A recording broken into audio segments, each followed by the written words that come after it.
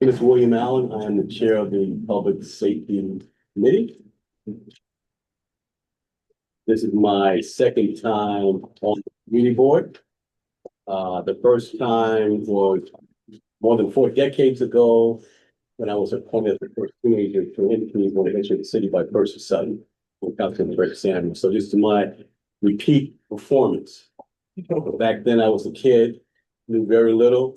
But I got to tell you, my colleagues on the board at that time were very smart people, and they really taught me well. Now I get a chance to be the old guy and teach the younger folks on the board. Hopefully they'll judge me the same way, right? Colleague, Good evening, everyone. My name is Shatik Mitchell. I am a public safety board member and I'm also on the Economic Development Committee. Good evening. I'm Sharon Chansey. I'm one of the young ones that Yes. Mr. Allen is talking about. Yep. I'm on public safety as well as arts and culture and housing and land use. And I am now entering my sophomore year as a board member. Very good. And our other board members, Charles Powell is excused tonight. Our vice chair, which is Derek Perkerson, he's excused tonight. Irene Henry indicated that she was on her way, that will be attending. LaShondra Myers, I have not heard from her, so I can't confirm.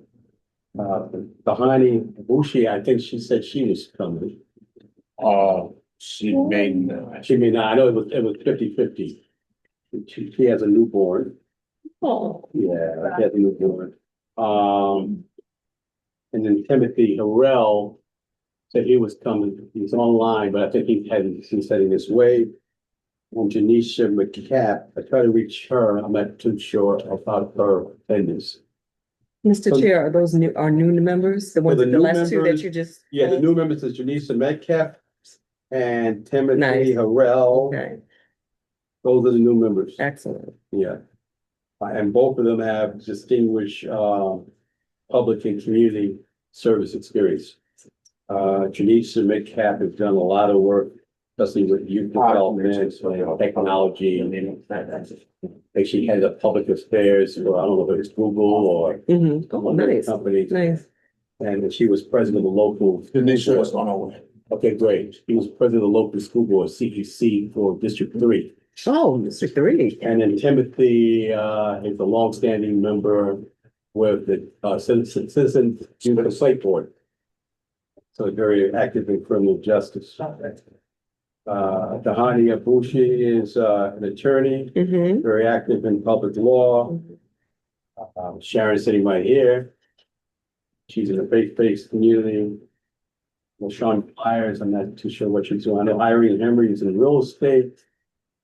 Charles Powell is faith-based. It's also his background has been, he was a practicing attorney and professor.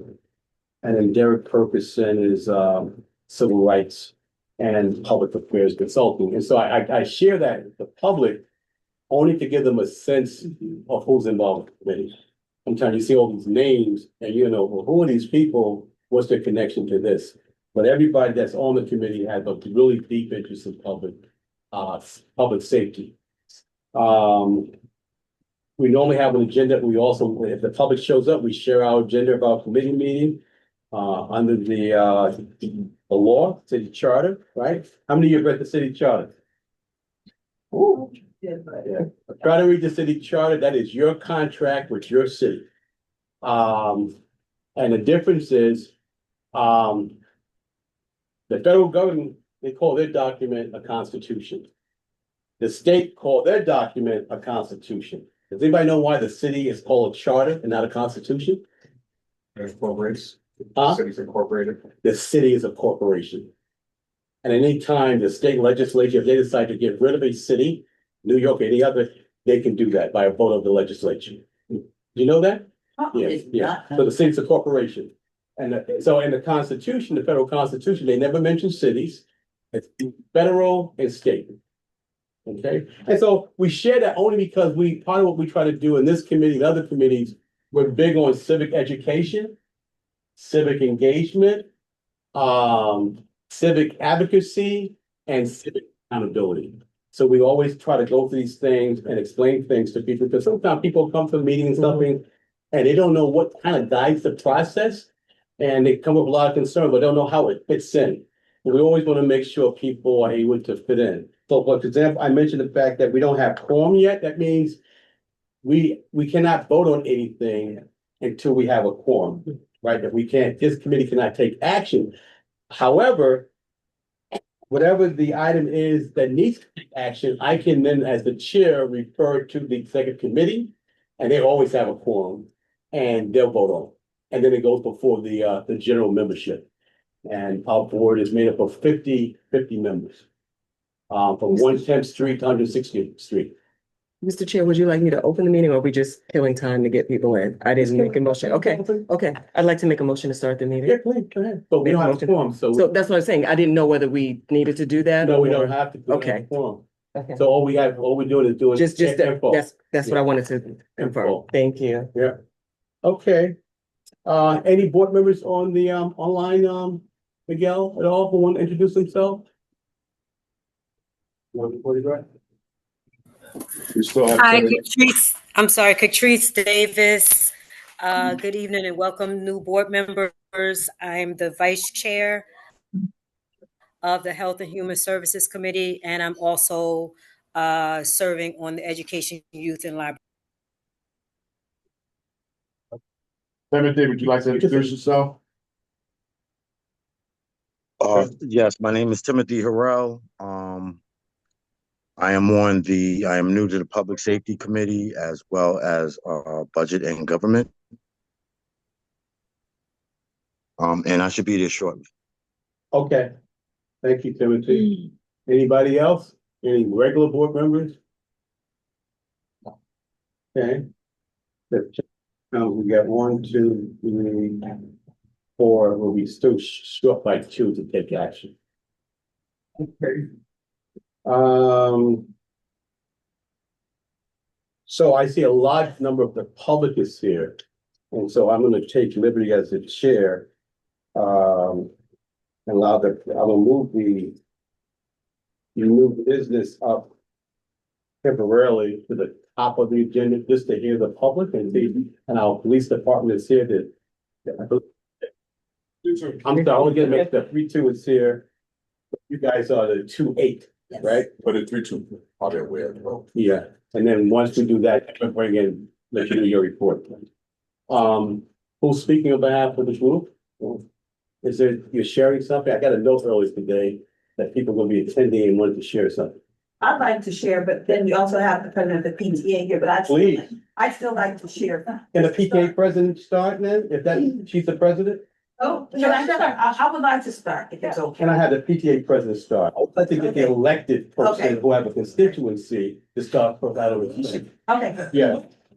She's elected, and I want to make sure that she has the constituency. Yes, ma'am. Well, this is sort of unexpected, but thank you. Hi, I'm Ellen Coptree. I'm the PTA president at PS 185 Deluxe School, which is located on 112th Street. I also am a Harlem resident of at least 12 years, and I currently live at the Kalahari, which is 40. We west don't, of 160. we don't Okay, give you up. know that. Okay, great. Sorry, we did that. Cause it's open, yeah. The other Yeah, meeting. Yeah, because it's a public hearing, yeah. Right. Needless to say, yes, so I'm here with both school parents and also residents, like me in my building.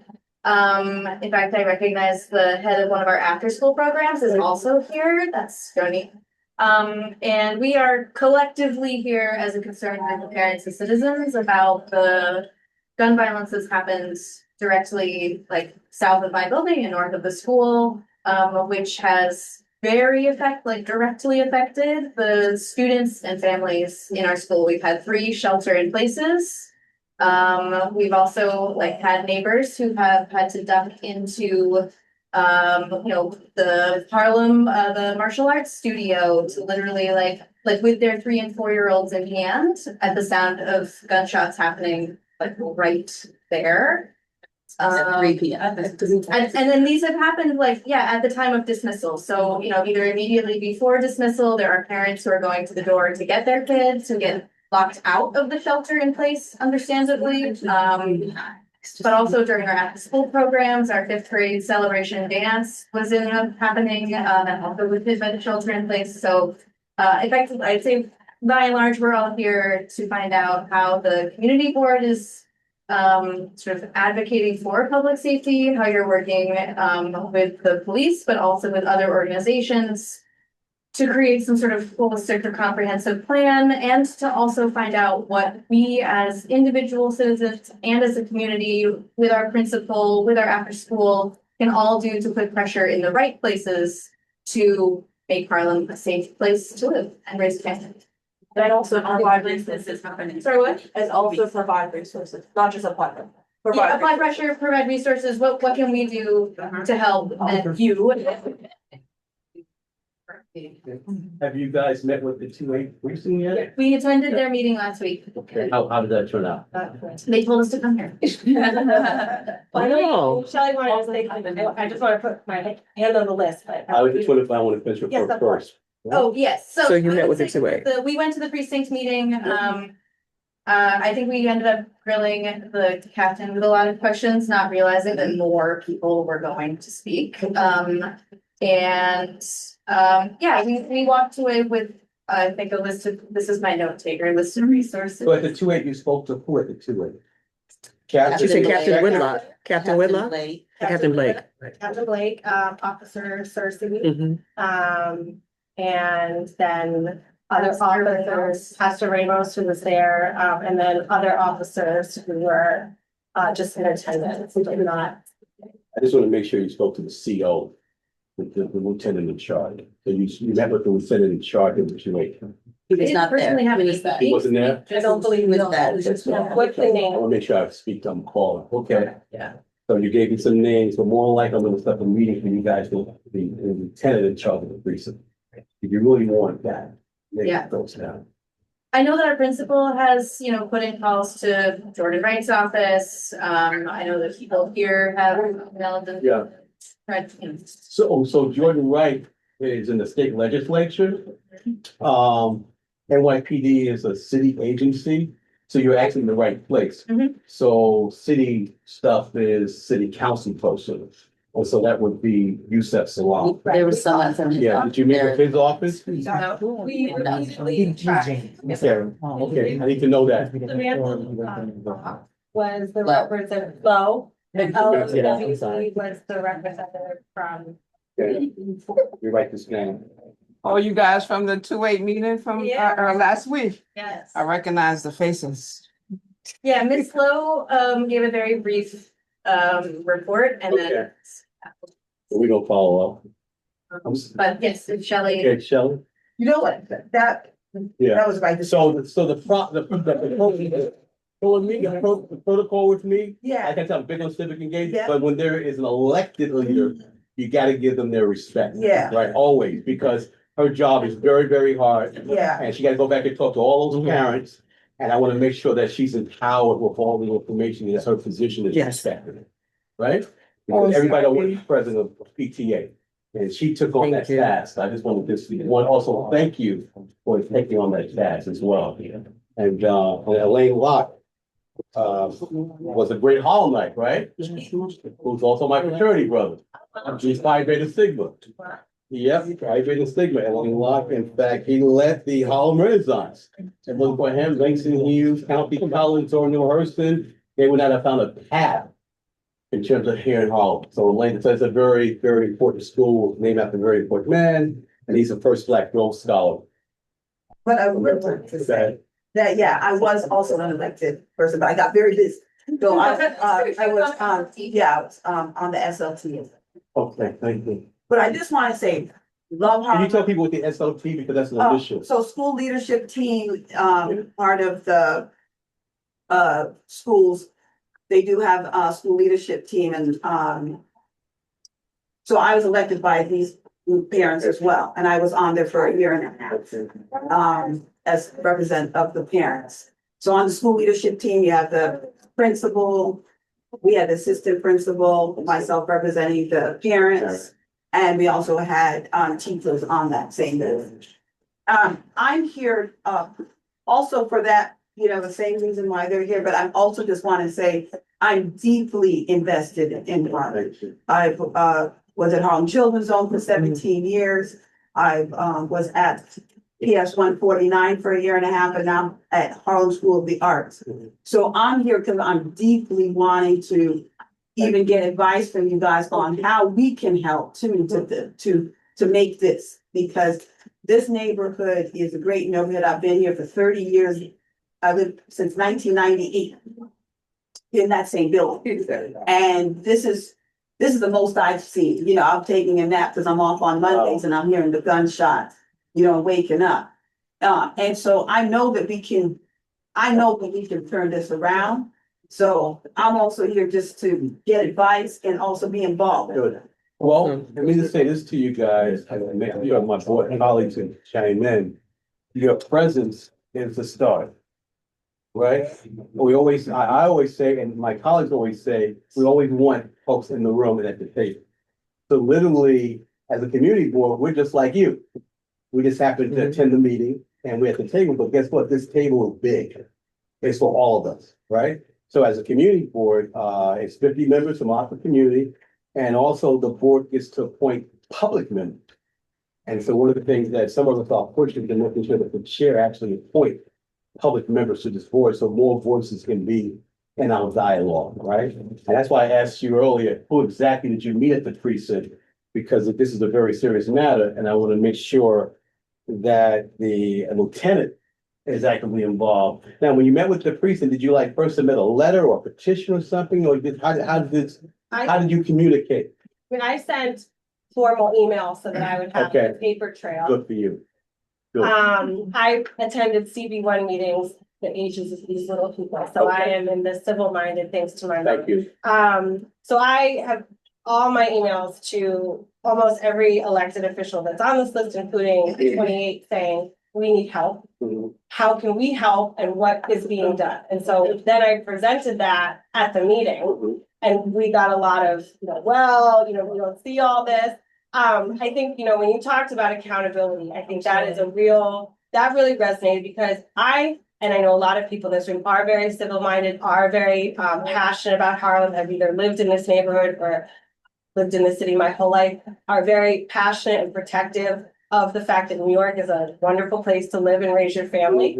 And I felt like the meeting at the 28th was a real missed opportunity. There was a lot of people who don't have that urge to come out, put a face to a name. They were very nervous. And I believed that the chief of police said, kids have guns. It wasn't the chief, but can I just say, Cersei, Introduce yourself though. I'm Irene, most of them met me at the 2-3, but see, For the record. Irene Henry, I'm here, part of Community Board 10, Public Safety Committee. He gave them all his direct number. Because whoever emailed. Cersei, yes, Cersei. Officer. Yes, Officer Cersei, so Community Affairs. So that kind of is your first point of contact. They let you guys know that he's in the community and he can, and Since then, because we've had another shooting. yeah, that's, so you do know they don't walk around with body armor and do that, right? Things happen Of course. and they respond to it. Of course. Yeah, so what was the feedback from him? That they were aware of it. And I think many of us emailed because I said, look, it can't be one voice, if any people who don't feel comfortable picking up a phone, an email is a great way to get your voice heard. And I noticed that everyone was getting the same sort of like copy and paste email, like, yes, we are aware of the uptick in crime. Thank you very much for this message.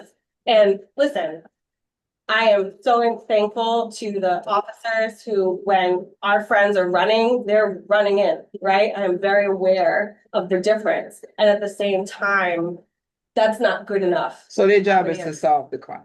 Well, yes, and It's also hard to prevent because you don't know what everybody's doing on the day-to-day. So their job is to solve the crime once it happens. well, when they are present while it is happening. Oh, It feels like saw that? the last shooting, which happened on Monday, this past Monday, they were right. Friday. Three would have been. That happened on Friday. Friday. Yeah. Friday. So on Okay. Friday, Okay, that's 3. there was another shooting. No one was hit. However, there were shots fired. And Absolutely. at 5 p.m. So again, a huge time. People outside. And the 28 was there and the PSA 5 were there. And so that was sort of what they said to us at the meeting, like, well, we're there, therefore, this is going to really help because we're aware of the uptick and that this is a summer violence zone. And we said, but what else can we do? What can we do to bring attention to this? To, there's a beautiful basketball court in the middle of that housing complex. You that talk no about one, King. yeah, Yes. that nobody Yes. uses. Well, they just did it over, but you I've guys seen it. have to understand the history of that basketball court. Of course. Any congregation, you was getting bullet shots anywhere, any day, years for years and years and years. It's not the court or it's the people. Sure. And at the same time, you've got this great basketball court, which has clearly just been redone. Right. I used to live right next to Marcus Garvey Park, and we would have shootings all the time, and people would say, well, it's a park. And that can't be the answer. Because there's parks all over the city and that's not happening. There's night job housing all over the city and it's not happening. If the people, and they said this, the 28 said that the shootings currently that have happened, it is a specific gang war that is happening within these towers. So if you know that it is isolated, because when we first called after the first or second shooting, the police said it's New York.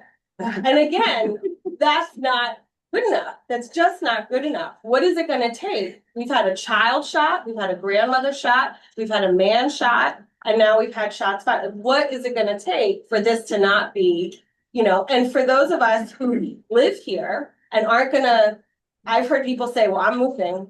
And then there's other people who said, thank God school's over on the 26th. And I don't have to be in this neighborhood. Well, many of us live here and have lived here for many, many years, plan to live here for many, many years, and that can't be their response. But we can't also be met with, oh, well, guns and basketball courts, that's, and I say this not as frustration to you, but that this was a real missed opportunity. And when we spoke after the meeting, everybody said, where you have to come is here, because everybody here. Yeah, well, is not invested. everybody. Well, not everybody. but, Pastor Ramos suggested it, but I think when we were speaking about that at the meeting, I mentioned that, and I mentioned intel, and he said that's the detective's responsibility is to when after there's a crime, then they do their investigation. Mhm. But let me ask you a question: what do you want them to do? I want. Wait, no. Task force. You can hold that thought. I appreciate it, but yeah. I want accountability to say the plan we have right now is not working. Well, To the officer, whatever the task force is, and that's one of the reasons why many of us are here. Not We yet. want to be eyes and ears and say, hey, we heard gunshots at 11 o'clock at night coming from that direction. Hey, guess what? At 5 o'clock, the same shooting happened over here twice. Yesterday, when I went to go pick up my son, the PSA truck was not there. That they told us was 7 days a week they were going to do the summer violence. We're standing right there. We're not there. There was huge crowds. And so we're seeing this in terms of, if we have our eyes peeled about what should we be looking for, what's going on, what's the intel that we should know. I don't want people to walk around our neighborhood and just like broadly profile because they think, well, someone here might. Well, no, the intel is a little deeper than that. Can we invite PSA 5? They are invited. Oh, so, but they They have are. not showed up, right? Yes, They were here last Yeah, month? last month they were here. Who was that's the lady? That's, Corinne. Yeah, Huh? the lady, yeah, Is that the Corinne. deputy inspector? No, Corinne is the president. yeah. May I say something? Thank you for the. No. Oh, yeah, Miguel is, yeah, I see the numbers are inverted there too. Okay, right, Karen. Yeah, I'd just like to You need say, to introduce so yourself. my name is Karen Ori. I'm a member of this committee also of Transportation Landmarks and Historic Preservation. I was chair of the Parks and Recreation Committee for 11 years up until February. I just want to say, I'm born and raised here, grew up here. seen burned out buildings, devastation, no resources coming into the community. So you're coming into a community that has suffered from a lack of resources for many, many years. Parks are just over the last 11 years or so, the parks have been upgraded. And we're starting to bring in more programming. There was a child shot near Jackie Robinson Park. Our committee addressed it at the time. I don't know what's happening with it now, but we had engaged the NYPD and also anti-gang violence groups. So I think those are the kinds of things that we need to do. And we need to have more programming here. The schools, when I went here, the schools were bad. I don't know, I don't see them as much better now, but we need to do those kinds of things. And it's wonderful to see you all here and being proactive. And this is a community that we all should be able to live in and have the services that we need. But I just want to say we just have suffered from many years with this mass incarceration, poor schools, underemployment, substance abuse. So, but there are good things that go on here too. Absolutely. Yeah, absolutely good things. Some of us who are Native workers can attest to that we've seen. All of I them. see two of them, Yeah, they're kind of gray different. and then the gray. Hi, everyone. Hello. I'm actually new to this neighborhood. I've been here for 6 months. Can you project so I can hear you? Yeah, I've only lived here for 6 months. I lived in New York years ago and just came back, and I really love it here. I'm just thinking about how I'm hearing a lot of, on the back of what you said, emphasis on how the police need to deal with the problem. But I'm wondering, what about resources and programming to understand why the problem's happening? Because it seems very systemic, actually, and structural. Doesn't matter if, in my view, how many police are patrolling the streets if they're not dealing or giving kids access to more, then I don't see how it shifts. So I just, at the back of what you said, if there's resources for programming and mentoring and mental health access, those things make a real shift. So that's really all I wanted to contribute to this. I think it really needs to be thought of, for something sustainable, for the community. Okay. So I think that what happens a lot is there's something that happens, people freak out, people why does this happen? This needs to stop. I think what we'd also really like to know is to hear about how some of the progress has been made. What are some of the things that we know there's a lot happening? We know there is a lot of programming, there is a lot of rebuilding, there is a lot of all of the things that have made it moving along, whatever. The point is, I think some of what our hopes are in coming to meetings is not just to complain, why is this still happening, but to say, what else can we do? How can we help further some of the work you're trying to do? How can we contribute to what the boots on the ground are doing, right? We don't need to reinvent the wheel. We don't think that we know this needs to happen or that. Like, we know that you know what needs to happen and you're doing it. And so sometimes when people ask a question in a meeting like this, or in an email, or reaching out, or making calls, it's received somewhat defensively, and sometimes that's understandable because sometimes the person calling is in a state.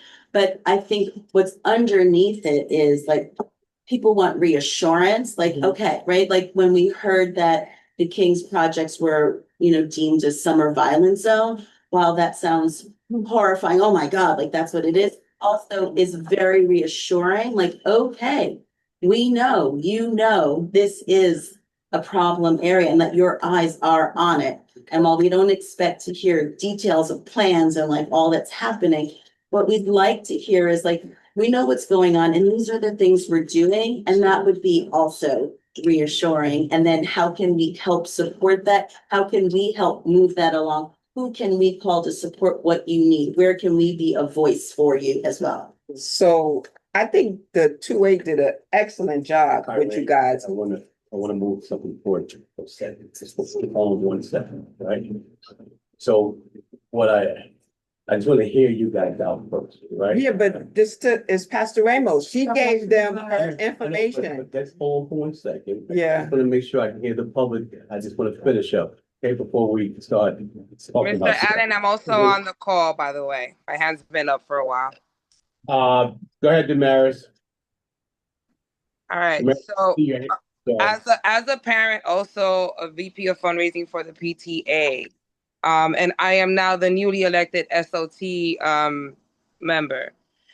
I just want to say that part of the reason why the Lock School community is at the safety meeting is not only because maybe, yes, Pastor Ramos probably did tell him to go to this meeting, but essentially I believe, and my fellow parents from the school could correct me if I'm wrong, is what we need is support. What we need is for CB10 to help us to be a bridge between our council member and the people that we already spoke to at the 2A, and probably even the school safety at our school, to see if there's a way that we could have extra either school safety agents on the ground, because we don't have. We only have, I believe, but 2 or 3 on our side of the school, maybe at dismissal. It's just 1 week left of school, but a lot of parents fail to realize we also have summer programs, and we're gonna have scan there the whole summer.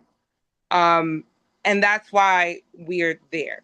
It's not really, I understand to a certain grade you do want accountability. I believe there's a parent that said that.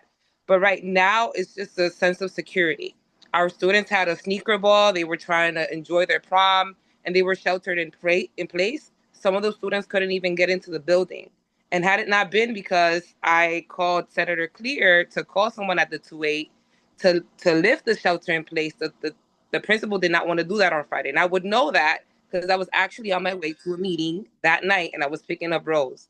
And I had to stay there to 6:45 until somebody came and lifted the shelter in place after physically going to the site of the crime and confirming that it's okay for students to go out. So those are my 2 cents. I'm looking forward to see if there's a way, maybe a joint letter or something that we could do, or maybe a follow-up meeting with the community to see if there's a way that our parents could feel safer when they're picking up their kids from school. And if maybe there's a way for, I don't know, NYPD to communicate directly with the principal to give, to try to see if there's a way that we could have some type of answers as to what is the common protocol. Because also to get a 4 messages saying that our students are sheltering in place in a 1-month time span could be concerning. So that was the impetus for this meeting, for us attending this meeting today. So I just wanted to do that and respect your time, and thank you for taking the time to hear our community out. Yeah, Damaris, what school district is that 3 or 4? That's 3. That's 3. That's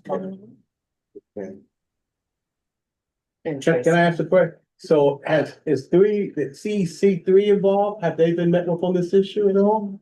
I can ask them. I believe that the Miss Senate has been in touch, but I don't know that absolutely for sure. We just had a lot of school parents elected to the CEC. Okay. So Wendy Lee Martinez is starting her term. Okay. So it'll be well aware. I only asked because remember how we opened up, we explained the different components of government, and one of the components dealing with schools, as Janice and I know, but she's a former CEC board member and I'm a former decentralized board member, right? And the CEC has oversight over your school. So I was just curious in terms of what was the level of communication with them, because they also have substantial resources to also kind of address these kind of issues. So that's why I asked the question. Because we don't want to leave anybody out that needs to be a part of this dialogue, right? And so every year, those CEC people are elected by the parents and the community. And for this, they need to be included in this discussion, right? Yeah. Also, what I'm also hearing, because you mentioned King Towers is not under the 2A. Right. It's under PSA 5. So that's why, but remember I said earlier how we started, just before Irene arrived, part of our job as community board is to educate. Yeah. We can do, but we're limited. but we can at least educate you in terms of helping you to connect all the dots. And so for public housing in New York, the police department for public housing is what they call the police service area. And they're the ones that have jurisdiction over public safety coming out of those developments. And public service 5 area, the president of that community council was with us last month, Kareem, and then the officer I see here. I don't think It's not there. Yeah, he's not 5. Yeah, I think they made this wrong. Yeah. Okay, so I want to finish it here in the public, but part of what I think that we can probably do is help you figure out who needs to be at the table. If we can at least do that. Yeah. And I'm hoping as we figure out who needs to be at the table. Because if we want to create a better community, we need civic engagement. And not only during a crisis, but this ongoing management of our community. That your voice has got to constantly be present, right? Good and bad, right? And so that helps with the prevention. So we have other board members here. I don't know if they want to share something. So tonight is my first time even hearing about the string of incidents. This all occurred last week. I mean, it's been Over the last it's 2 to 3 it's been hot. Happened again last week. Yeah. All within a But, month. but the gang wars have been happening for months and shooting. First of all, I just feel, the sentiments of all the parents that are here and the frustration because right now we're talking about the problem of just, random gunshots. There's children in this audience that's with us tonight, and if one of them wasn't here with us tomorrow due to this incident, and we're worrying about, protocols, how things are handled. I mean, this is something, that's really urgent. Right now, if there were 3 car accidents on 125th Street and Lenox Avenue within a month, Department of Transportation is down here to look at the lights. That's right. If 3 people got electrocuted on 116th and 7th Avenue, 7th Avenue, Right. Con Edison will be out there checking lights. So That's right. I'm not saying that the NYPD is not out there because they are out there. I walked Lenox between 110th and 113th. You see officers stationed, especially in front of the location where Mama Z was shot and killed. So you do see them. So to your point, the gun gallery, the shooting gallery, so to speak, is going on even with police detail there. So that means that it needs to be more action and a bigger strategy. So what I'm hearing, from the parents is that they want advocacy. They've turned to the council member. They've turned to the precinct council, the assembly person. Now that they're at the community board, if it's the will of the chair, I would like to at least address this issue by putting our sentiments, on record, sending a letter advocating for the school itself, the TA group, and the concerned parents. Thank you, Shatik. That would be great. I think that's the least we can do, putting in writing because you definitely have our support. And like I said, we don't want to be at this table over the summer or another rally saying enough is enough and stop the gun violence and, to your point. Preventative. And I'm gonna stop. Yeah. Should take that draft you to draft the letter. Sure. Okay. We can't make what's abnormal normal just because it's been going on and it's been going on. That's not an excuse for. So yeah, I'll agree to draft that. That's one of the strategies. And our executive meets next Wednesday. week, so we can have a letter. Have it ready. I need to get people's contacts so I can get the exact specifics before. Yes. Excuse me, Chair. I'd just like to suggest that the public safety take up where Parks left off. We had a fantastic meeting. Yes. And we had the NYPD higher ups at the meeting and the gang violence groups. So I think we should take up from there. As I said, I don't know what's Okay. happening with the committee at this point, but I have all. Well, of let those me- contacts. She's going to the committee. Make that happen. Okay. I'm sorry, Ro. Hi, that's okay. I just have to go. You guys made me get off of Zoom and walk in this room. But I want to thank our chair, William Allen, for really just being phenomenal, just with the introduction, just allowing to hear the community, because without that, there's nothing. And then I just want to say hi to everybody on the board. And I want to thank Shatik for that, because that is what needs to happen immediately. William Allen already addressed the support, not only verbally, but he also said that you need to speak so we can hear, so we can put this on paper and get it down. And then Shatik came back with a full strategy to say, this is what we're going to do and this is what we're going to draft, because that's action and that's what gets things done. The only other thing I want to say, I am boots on the ground, so I know about this gun violence. And what I just want to share with everyone in the room, that this is a everyone problem. And I love the way Shatik put it. And the only reason why I can say that is because I'm there. And I like the way Shatik put it, that something that's abnormal become normal. No, I'm not going for that. We have not gone for that. We're not walking in the streets, almost getting ourselves hurt because of that. And the other thing I want to really share, and excuse me, I'm going quickly because I don't want to take up too much time, is that everyone that's in the community now is a part of the community, you know, whether we like it or not. We have our ways. I love the way William Allen came forth and announced what was Black owned and what we're doing, and the way I believe Karen Horry said that there's so many good things that happen, and now is addressing the basketball situation. So we have a lot of good things that were going on. She addressed former things, but listen, guys, this is a new day. And this is an epidemic. This is a health crisis, and it's happening to our youth. So we really should have the onus, because it's happening to our youth. And so when other people come in the room, these people that are in this room right now, because I haven't spoken to all of them, but I spoke to a lot of them. They're not coming with a sidebar agenda, because I wouldn't let them get through like that.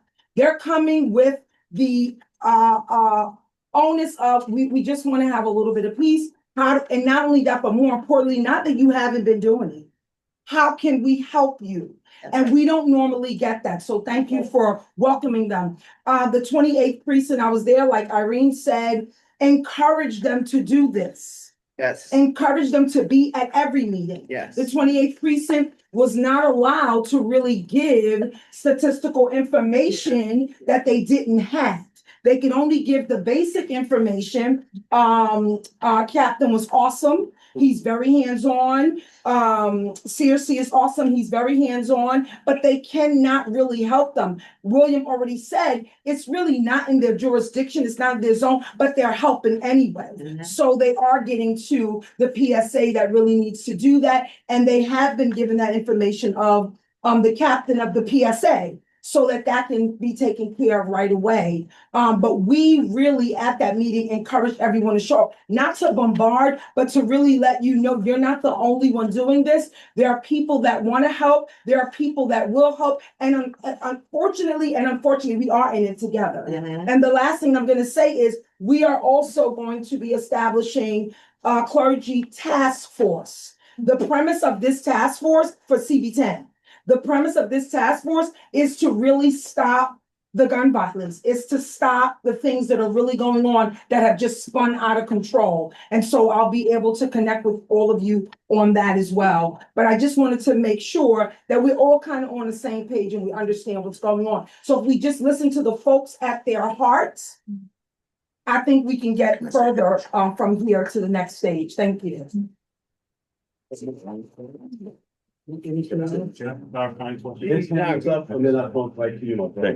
think, so I'm brand new to Harlem, been here for 2 weeks. Shame on you.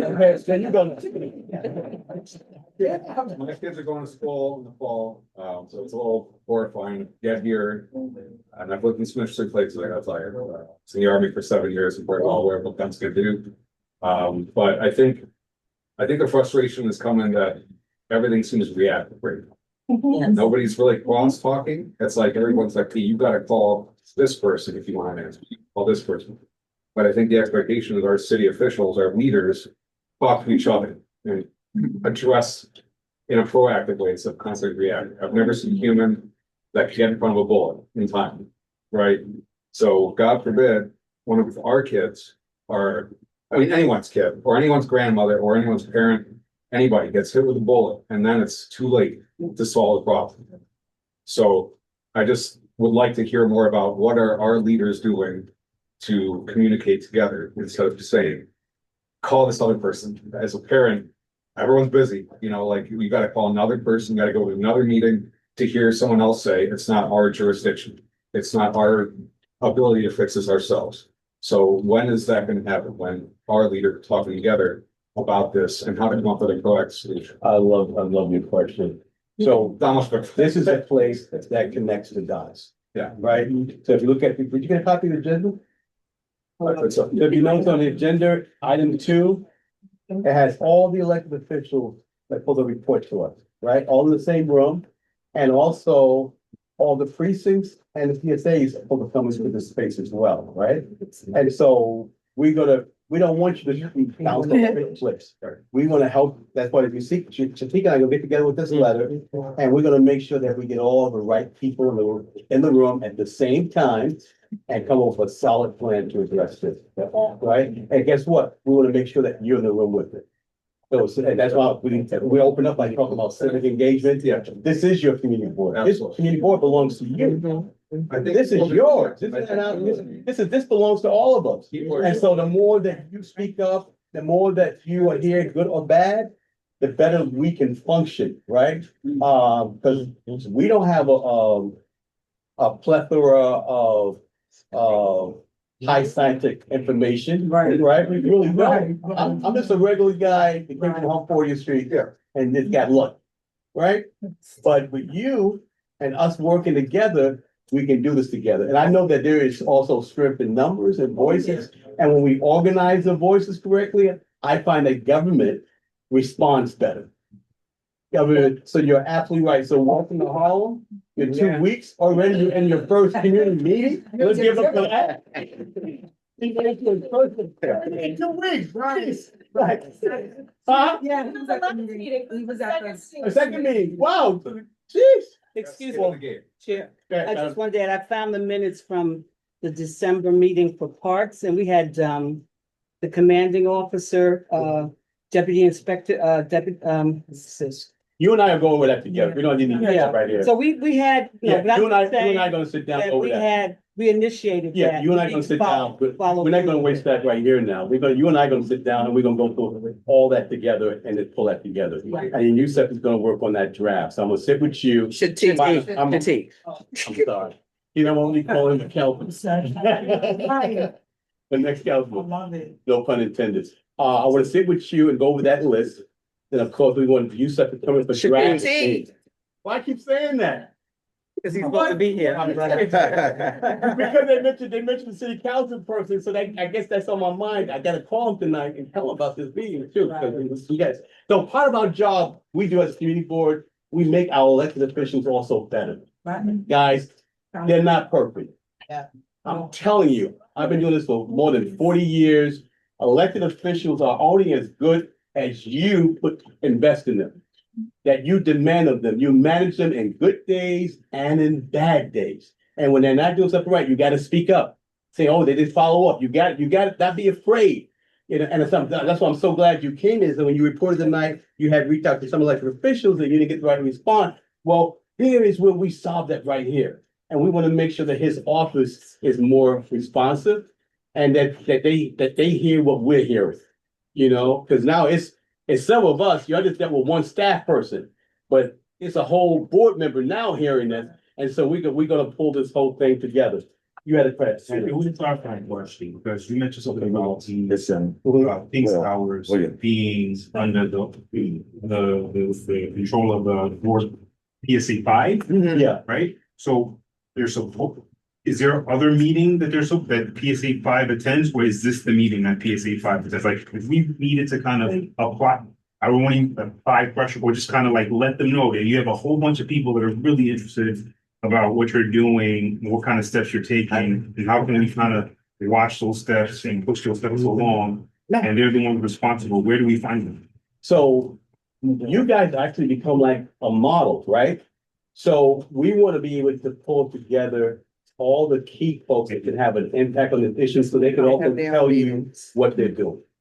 And I also want to make sure they're hearing your concerns. So we're trying to figure out how, I'm gonna sit down with Karen and Shatik and other board members. Let's figure out how we can pull together a meeting with the right parties, so we can get the right information and come up with a solid action plan, information that you guys need to know. And that's what we want to do, because what's also missing from my agenda, I always said that the public safety, not the police department committee. Okay, this is public safety, and I keep saying this every month. So I expect sanitation to be on my agenda. Right. I expect the fire department to be on this agenda. I expect the OE, Office of Emergency Management to be on the agenda, and the district attorney's office, and so they're missing. And so, but I need you guys to help make sure that these people come to the room.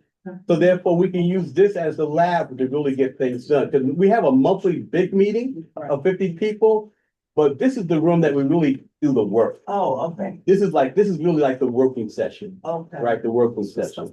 And like I said earlier, certainly we're trying to get more public members to be also on the board. You know, we want folks like in your role as a PTA president. I don't think there's one PTA president on this community board. You know, there's a real current. There's a disconnect.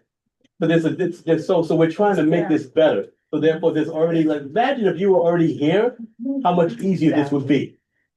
It'll be much easier. So we need to make sure on the board, for the regular board members or public members, if they're present, then when these issues coming up, we can already work on them already, right? You had your hand up. Yeah, it's just a small comment to, or build to the point of helping or holding our leaders accountable. I think everyone in this room here is somehow connected through school or through the building. So having that point of contact with you or Captain Raymond is going to be really important, because everyone here is so talented and helping doesn't mean that we're going to go to the project and take out the guns ourselves, but like we can help by making a flyer or showing up with something. Everyone here has a set of talents that we are able to contribute in small doses, to your point on us being parents and having kids and having to work around that. If we all just do like a little bit, I think we can help contribute to the community in some way. And also connections, like to the 6th degree of separation, if somehow we can get our ways to get our voices heard, not just in our district or in this area, but to leaders even higher up, like we should all be leveraging that too. So one of the people that are probably in the meeting that we need to have, that you mentioned in terms of 10 Towers, is the tenant president. I don't know if you guys met with Ms. Shoemaker, but I'm sure she feels the same way you feel, right? And she could probably use the help. You know, just imagine if there was some kind of partnership between the Elaine Locke School and the Tenant Association of Cape Tower. Yeah. So now they're working together. One of our parents actually, I think, works with the elderly, one of. The senior center? Yeah, so we already have it as well. Good. So we'll make sure we also speak to Ms. Shoemaker, and we'll speak to the Senior Citizen Center. You had your hand up over here? Yeah, I mean, just thinking about the letter and the weight it will have coming from you all. Hearing what everyone's saying, we shouldn't feel a world away if we're blocking. It That's should right. feel very much like we are all, one of That's the things right. that was so striking to me was that while the shelter in place was happening till 6:30 at night, there was a basketball game going on right after the shooting. And so it was like it was like one block looked like nothing had happened. And then the other block was a sea of parents trying to get into a building, Wow. scared to go across the street. And that shouldn't be right. That if we all live there, Yeah. not you live there and we live here, we all live here. And so it shouldn't feel a world away. It should be, this is. So this is the start. So the start is how we. The shelter in place is also the school safety agent. Good stuff too. What's in Okay. a shelter in place is the school safety agent. Anybody else from the public? Anybody else? Over here. Here's somebody. Yes, sir. So, how do I put this? Thank you to the police officers, you guys run into everything and take care of that business, but that's reactionary to what's happening. And I think a big part of what hasn't been discussed here is to create programs that are preventative. ahead of time. And those things, like I said, police officers, they run into it, they have that action, they have funds, they have money. PSA probably has its own discretionary funds. Now, where do we get the money to be able to create these programs to help the community that we all live in? Is that something that you have discretionary funds within the community itself? Is there ways that we can draw it from the state?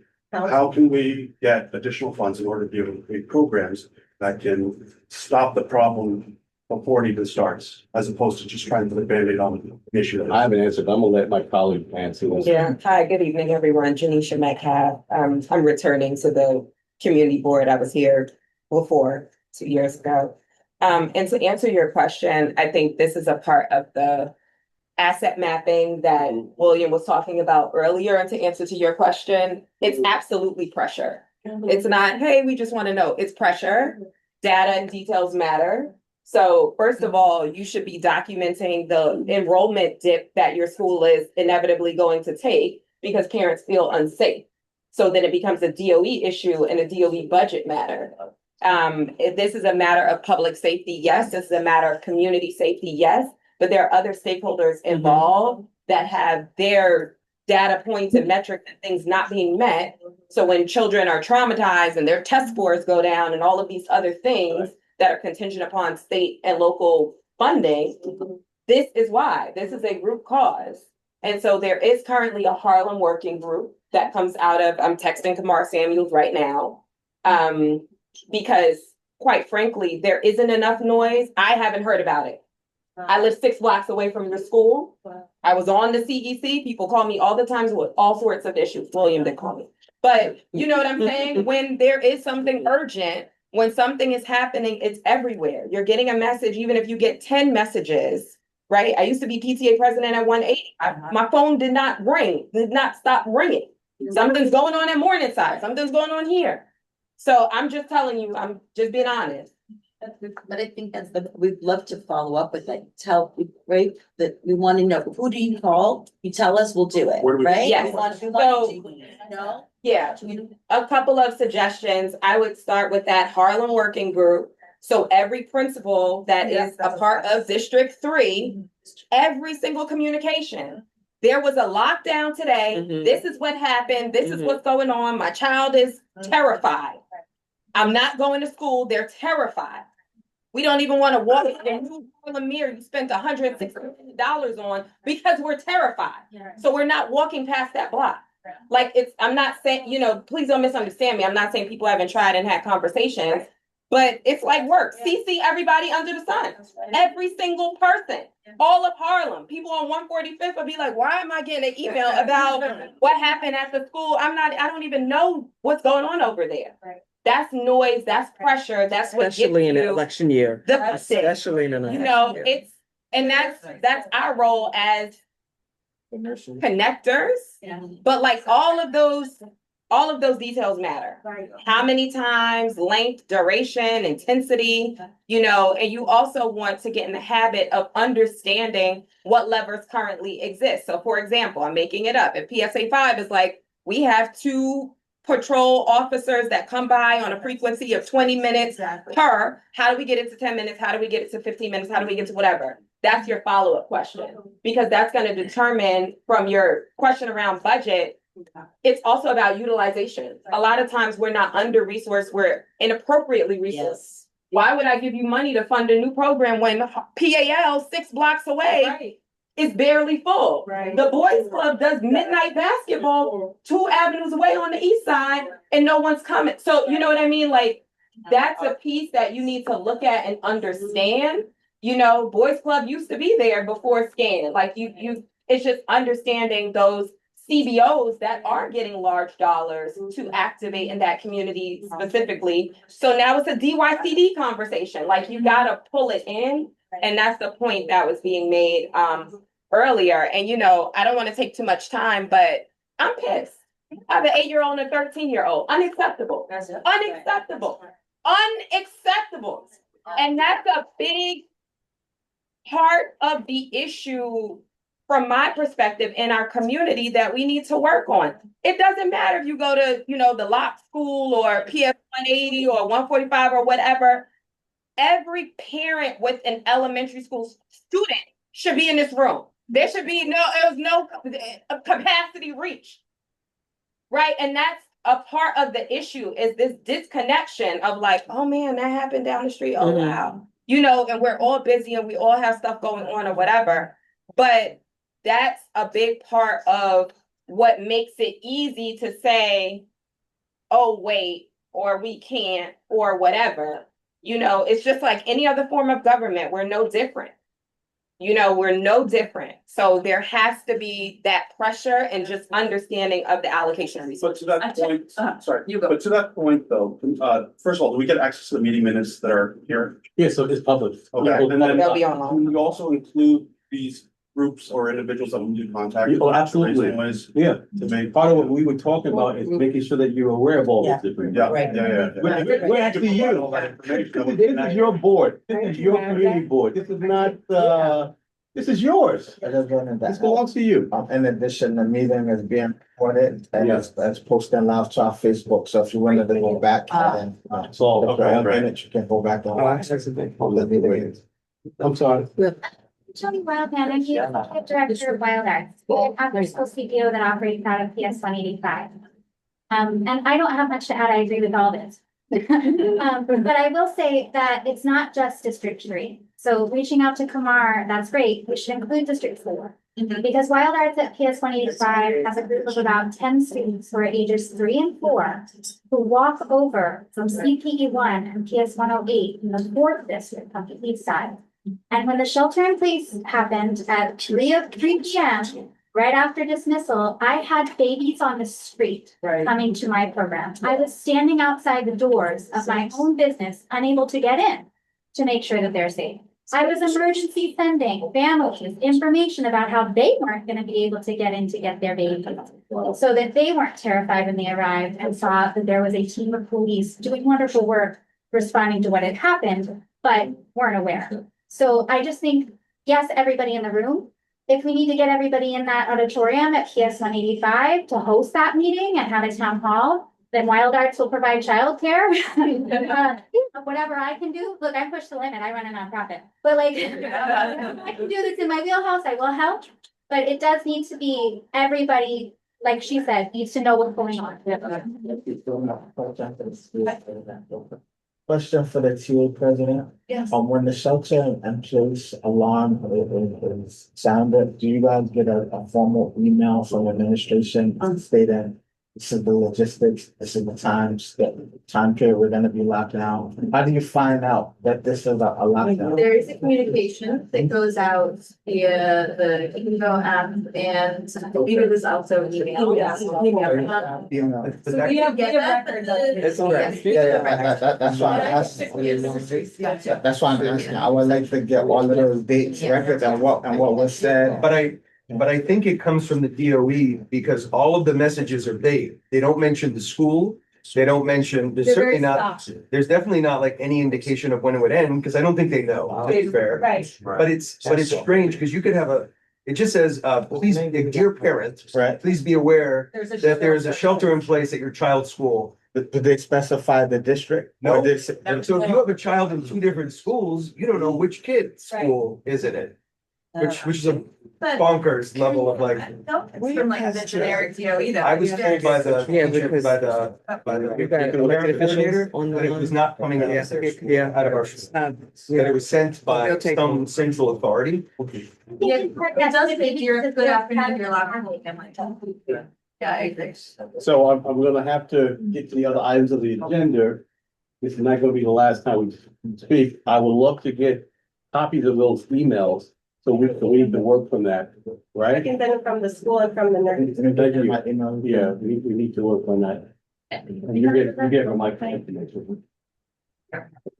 You live with people. So I have some solutions and then I think from there, I can work with the rest of our body here. There are a lot of programs that need to be filled up. But what happens is that principals are exhausted and they have these, like, principal 149, Briggs is awesome. What we need to do is that, I don't know how, because I'm already stretched too. I'm trying to get kids in after school programs as well, where I am. So I think what we need to do, like when I think about resources, it's also having the resources to like, parents coming in, look, scan right now the QR code, we're ready to put your kid for, after school programs and this of that nature. So getting kids doing things is what's also going to have some impact. Won't solve everything, but I know that there's programs out there because I've been in the schools for that many, for over 18 to 20 years. And there are things, and you'll be surprised at how many we're just not being able to get kids signed up. And part of it is resources too, because you're exhausted yourself. Like, at the end of the day, I'm exhausted. So I think that's something that has to be looked into. I don't know, I'm sure there's a non-for-profit out there somewhere that adds more people to help kids sign up for things and principals to sign up for things. So, and if you guys hear where that non-for-profit is or what I think, but there's ways to get started, by the way. I know that Miss Briggs, part of District 3 principal, not at our school, the other school down the street on 116, she would do it. She cares about her kids a lot, and a lot of her kids come from those projects there. But I will say, I'll speak on behalf of educators that really want to help. They're fumed out. They're fumed out. Thank you. Excuse me. Timothy. Yes, good evening. My name is Timothy Harrell. I'm new to the Community Board 10. I happen to work in public safety, so I was listening to a portion of it, so I apologize for being late. I actually planned to attend the meeting from a different location, but I was asked to come down. So I was listening to a lot of it online on my way here. And I'm listening to the comments around the room. And there are a lot of CBOs, right? So like through my job capacity, I pretty much covered like all 5 boroughs, and I'm on the ground. And I was just talking to William earlier about getting in what I try to do at my job. I try to get in spaces with people who are not going to come to a community board meeting. They don't even know this meeting's taking place, right? They're not going to come to a precinct council meeting. They're probably barely going to their tennis association meeting, right? But I'm listening, right? And I'm listening to you, and there are a lot of programs. They have a Boys and Girls, what is that, Madison Square? Yeah. Boys and Girls on 155th. Hardly used. The community doesn't even know that it's a community space. So, but I'm listening to you, and it's like, I deal with a lot of youth, and I think it's not just that portion, right? We got to get to the parents, right? So, NYPD does a lot. I see the 3-2 and PSA 6 everywhere. I don't live on the east side, so I can't tell you what PSA 5 is doing, but they have a lot of programs going on. Friday Night Lights, they have other stuff going on, right? Explorers, they have other things going on. And then there are other programs that are taking place here that are here. Street Corner Resources, Aisha's doing a lot over there. But the point that I'm trying to make is this. People don't have this information. Yeah. Right? And so, we're not door to door with it. I'm old school. I'm really with parents running the schools, having an input in what the schools do, not corporations, right? I went to public school, worked just fine then, still works fine now, right? If we give it back to the parents, but it's that involvement, like she said, the disconnect, right? There's a large disconnect going on, but I don't think we could say I'm originally from Brooklyn, but I've been living up here since the 80s.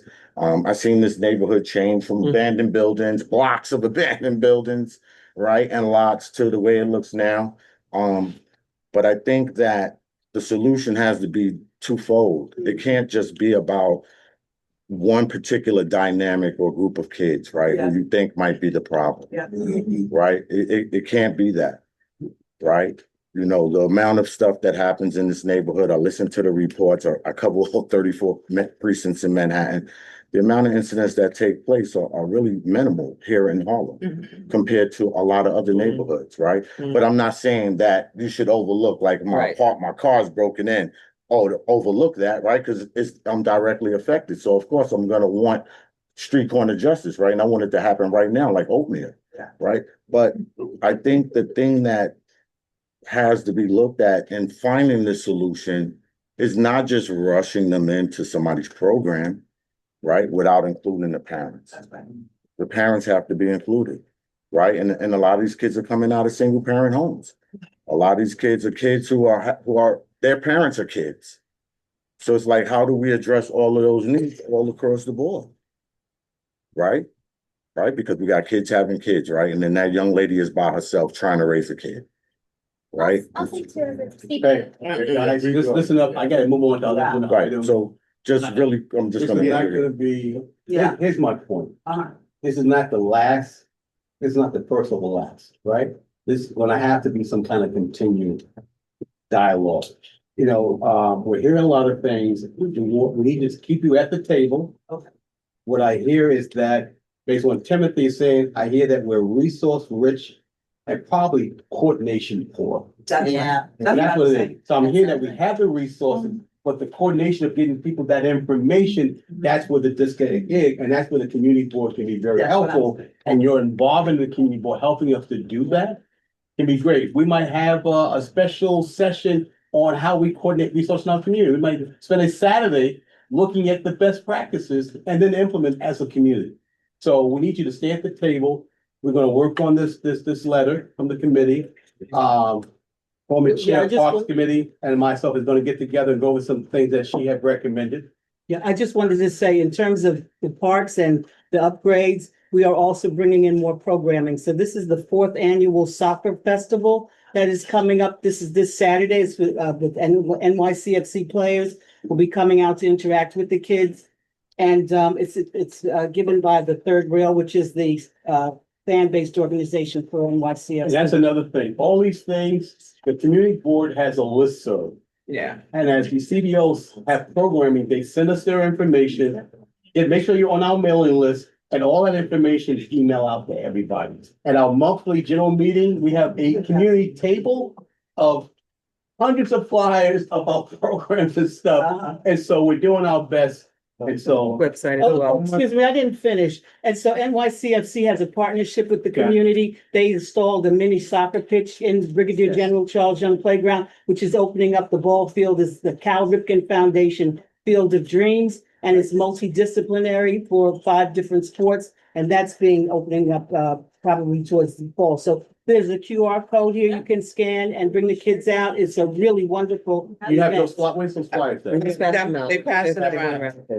Flyers are passed out. I'm gonna end right now on this.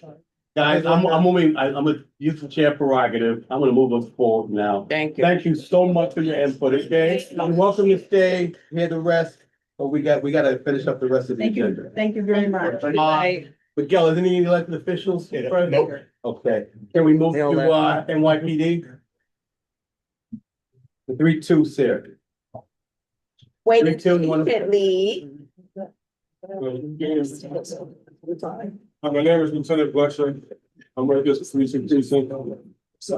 Tonight, I heard a lot of concerns about gun violence and stuff like that. It's really is no correct answer to say how we're gonna stop it. Like last night, we locked up a young man, 20 years old.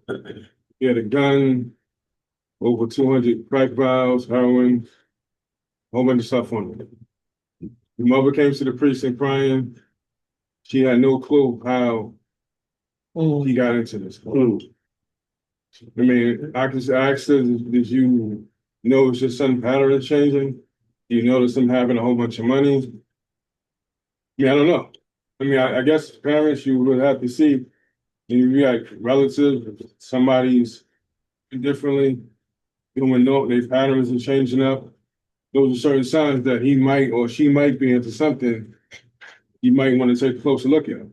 So to prevent that mother from coming to the precinct crying, then at that point, it's nothing we can do about it. At least it is what it is. He's 20 years old, got caught with a gun, loaded. Unfortunately, she wants to know what happens now. Does he go with the little kids or does he go with the big ones? He goes with the big guys. Is he going to go to Rikers Island or he goes to, and he get in DAT? No, he can't. Because of what he got caught with. I would just say a piece of advice, relative kids, if you see kids, their patterns are starting to change, just pay close attention.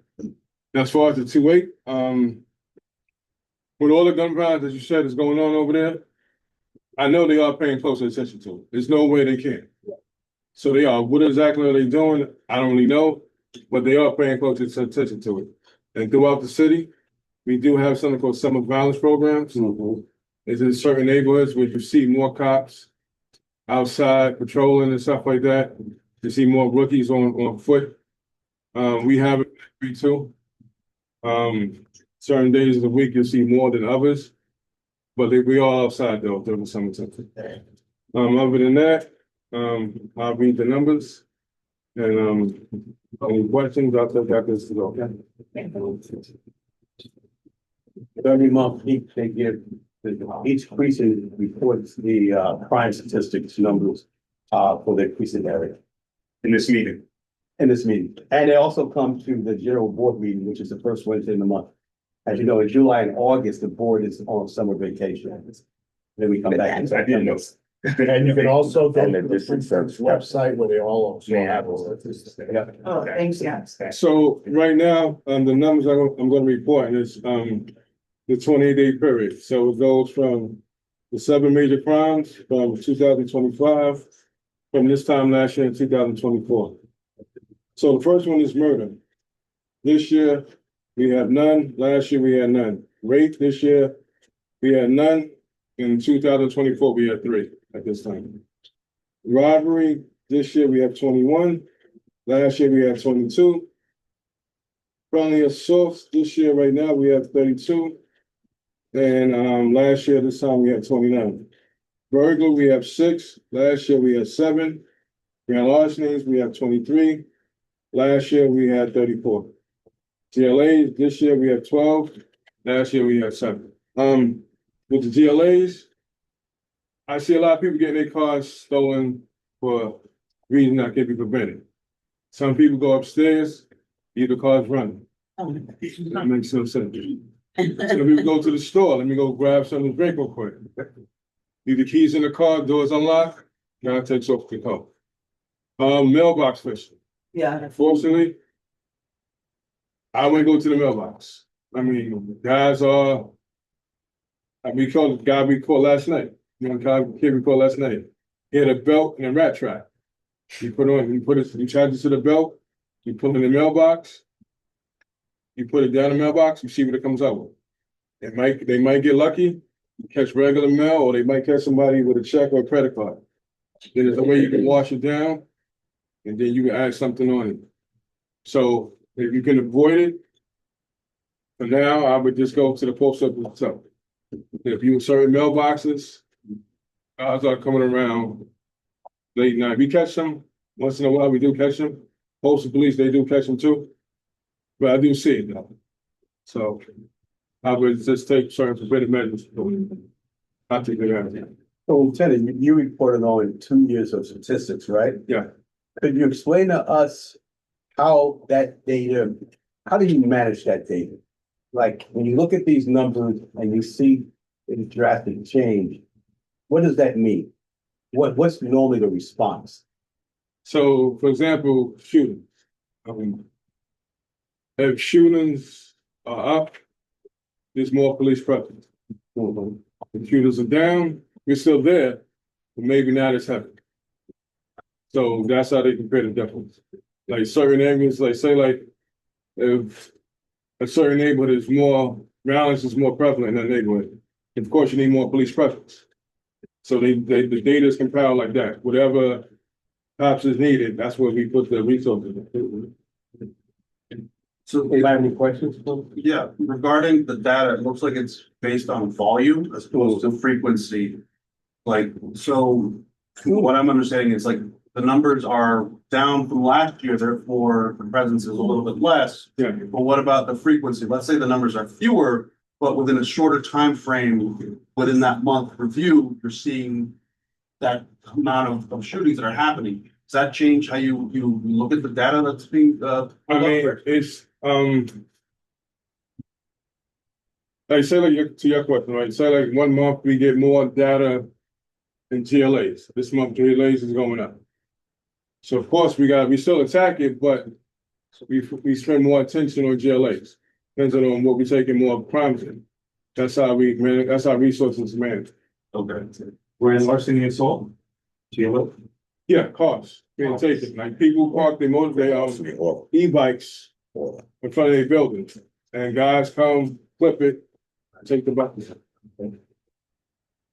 For the summer violence program that you discussed, are there any resources in there where anything beyond police presence, for example, mental health support, substance abuse support, or it's strictly about resources for police investors? That's strictly about police presence. From their department, but there could be, you There's other know, people that Office of deal with Mental it. Health, other people. But we just deal with the ground problem. Tell us a little bit about your community council and your Explorers Club. The Explorers Club, every precinct has Explorers in it. I think the age limit is 20. Right now we have 14 to 15. So if you have kids that are interested, you can go to the precinct. I believe the application is online. Yep. You can just fill it out. Any precinct in the city, you can just go there. So if you got a kid interested, as long as you pitch the age bracket, you can go sign up. And they work with the cop in the precinct. They do a whole bunch of different activities. They go on trips. They go on trips. They do different things throughout the summer. And it's free. Community council. What's the question about the community council? What this is, tell us how it's functioning. I understand. What you mean, How's the community council doing? I still understand the question. The precinct community, you got the Explorers Club. Yeah. But you also have a precinct community council. That information, I'm not. Okay. So one of the things I've asked for going forward, I want to make sure, yeah, Meeting and. exactly. This committee has asked for a representative of the council to also be present on meetings, to give that perspective, right? And that could be very helpful. I know that the councilman, Yusef Salam, is looking at the current funding of the community councils and the Explorers Club. Right? Irene, you want to say something? No, my hand is not actually up. Are you just checking? Yeah. Go ahead, I have two questions. So I want to understand in terms of control around staffing, do you have, let's say, for example, with the issue with the school, or if something occurs, how quickly can you pivot and say, we can add 4 more officers, we can add 10 more officers? Because, you know, I'm sure your staffing is limited and there's resources as well. So what is that like flexibility to add as needed? I can't say we can't do that at a drop of a dime, but if we need to, we can shift people, change people hours, change people's work schedules to fit whatever is needed. So say the schools is having problems. If we need more cops to work that particular time, they'll change people's schedules. So this way, more cops can be there when kids get out of school if needed. If we say like there's shooters at a particular time of day, so you have more cops, schedule change, so they can work with particular hours. So hopefully we can catch those doing the crimes. So we will shift personnel on that. The amount of amount of officers that are available in the 32nd versus the 28th versus the 25th. If there is a uptick in one area, do the precincts work together to say, hey, can someone from the 28 come to the 25 and help, or is it all just one precinct to itself must handle? Well, how it works is like, say, like the 3-2, we work with PSA 6. So technically their problem is our problem. So we work together. Like in the 2-8, let's go for PSA 5. Right. So their problem is together, they work together. Okay. So like we get an incident in, say, like the Polar Ground, that becomes the 3-2's problem as well. So we all share the same problem. So that's why we work together. So like, say like, if PSA 5 didn't have enough officers to cover housing, then we would help out, and vice versa. So the 2-8 should move like that with the PSA 5. If they don't have enough officers in PSA 5, they should work together and help each other out. is there a similar relationship between precincts? With the 3-2 send officers over to help 28 if they were really shorthanded or there's an emergency? So like if there was a big fire, like you pull, multiple fire stations would respond. We will help control the incident, but once it's settled, then we will go back to, like say they had an emergency that they needed us to go there, we would go there and respond to it. But once the incident is under control, then we will go back down this Okay, I'm gonna ask you one more question. So, community council meeting. Inject your voice so I can hear it. Oh, speak louder, is there? Yes. So I can hear you. Sure. At last week's community council meeting for 28, Officer Cersey mentioned that they were struggling with being shorthanded, that they didn't have enough officers. Is that a problem that your precinct struggles with, or is it more specific to 28? That's like a citywide issue. Yeah. People retire, people get hurt. Lieutenant, correct me if I'm wrong, you probably know better than I, but sometimes when a precinct is understaffed, you may be able to get additional resources from Patrol Borough Manhattan North. Manhattan North. That's right. Manhattan South. So to answer your question, if there's a lack, 28 precinct has a lack of police, they may get a call from Patrol Manhattan North. They'll may pull officers from another close precinct, like the 26th precinct or the 25th precinct to help out with the 28th. Hey, thank you so much. We just have one more question. Regarding the stats that you shared, how closely connected are you in communicating with the higher up officials, even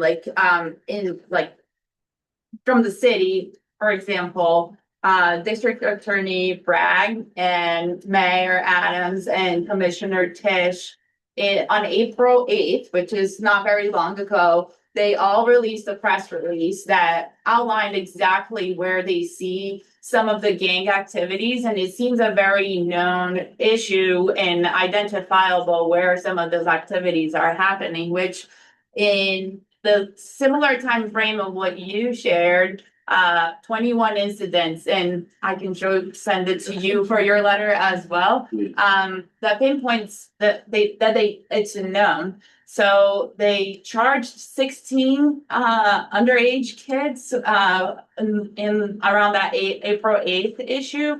But I'm wondering, of all the statistics that you have, how much in sync are you with those officials and the point of like communicating between precincts and trying to understand and investigate? I'm not sure what the question is, but I'm just trying to make a point, because to your point of connecting or disconnecting the dots and how people might not be communicating what is known as gang activity, and I don't know what's preventable in any ways, but I don't know, for somebody who lives in the community and the point of, us trying to be alert and like, how do we walk around and know, what do you know? Like, I don't know what really I'm saying or what question I'm asking, but. The question is, you want to know, does everybody have access to the information that I've.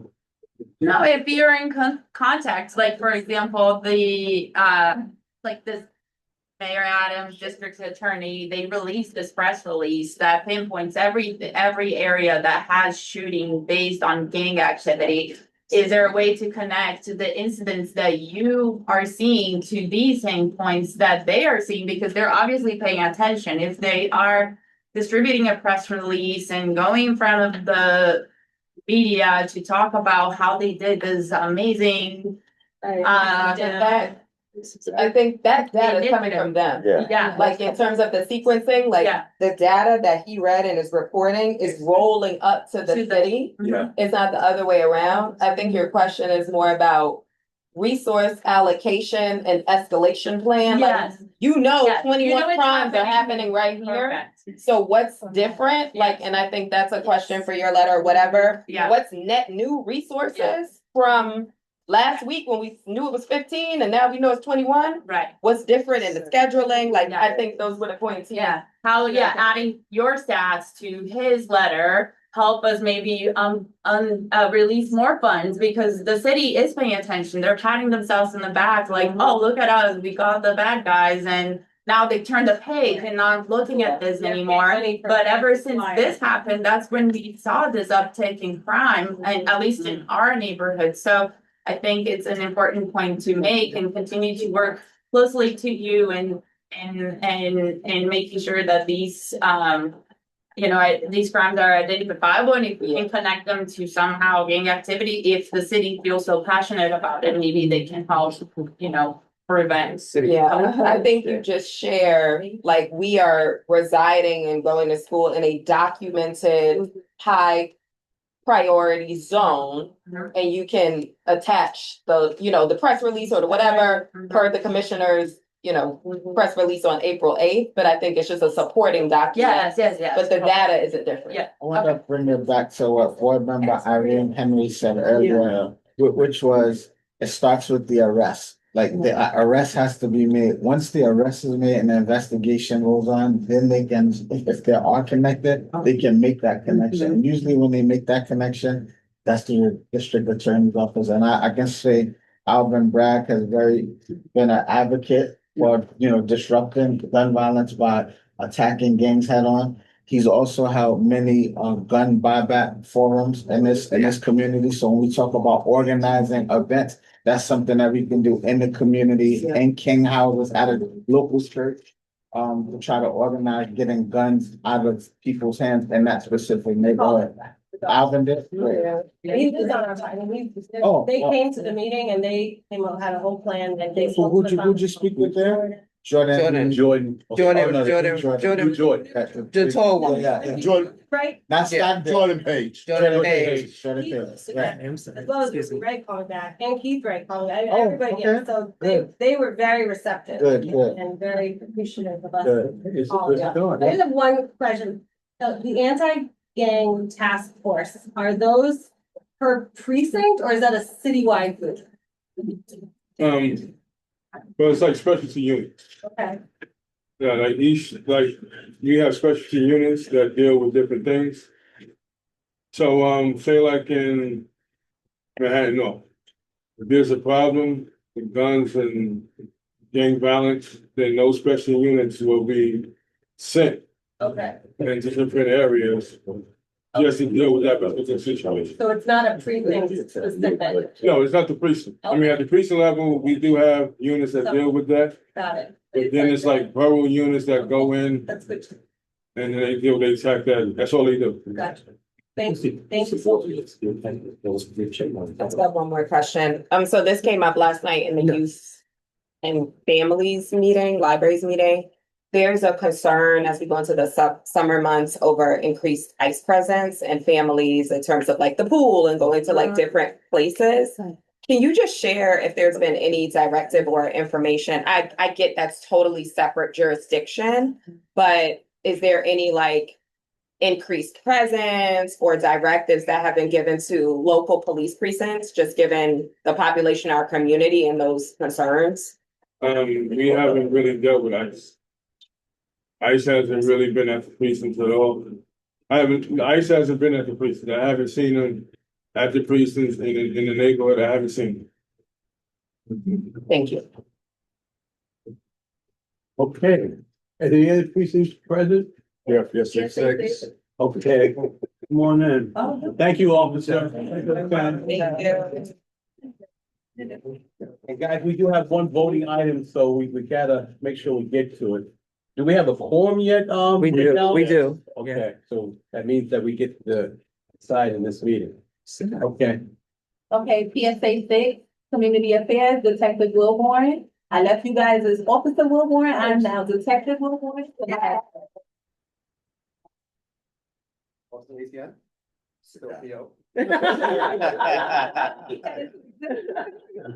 Alright, so I'm gonna say the 28-day crimes. We're looking at a time period from May 19th to June 15th.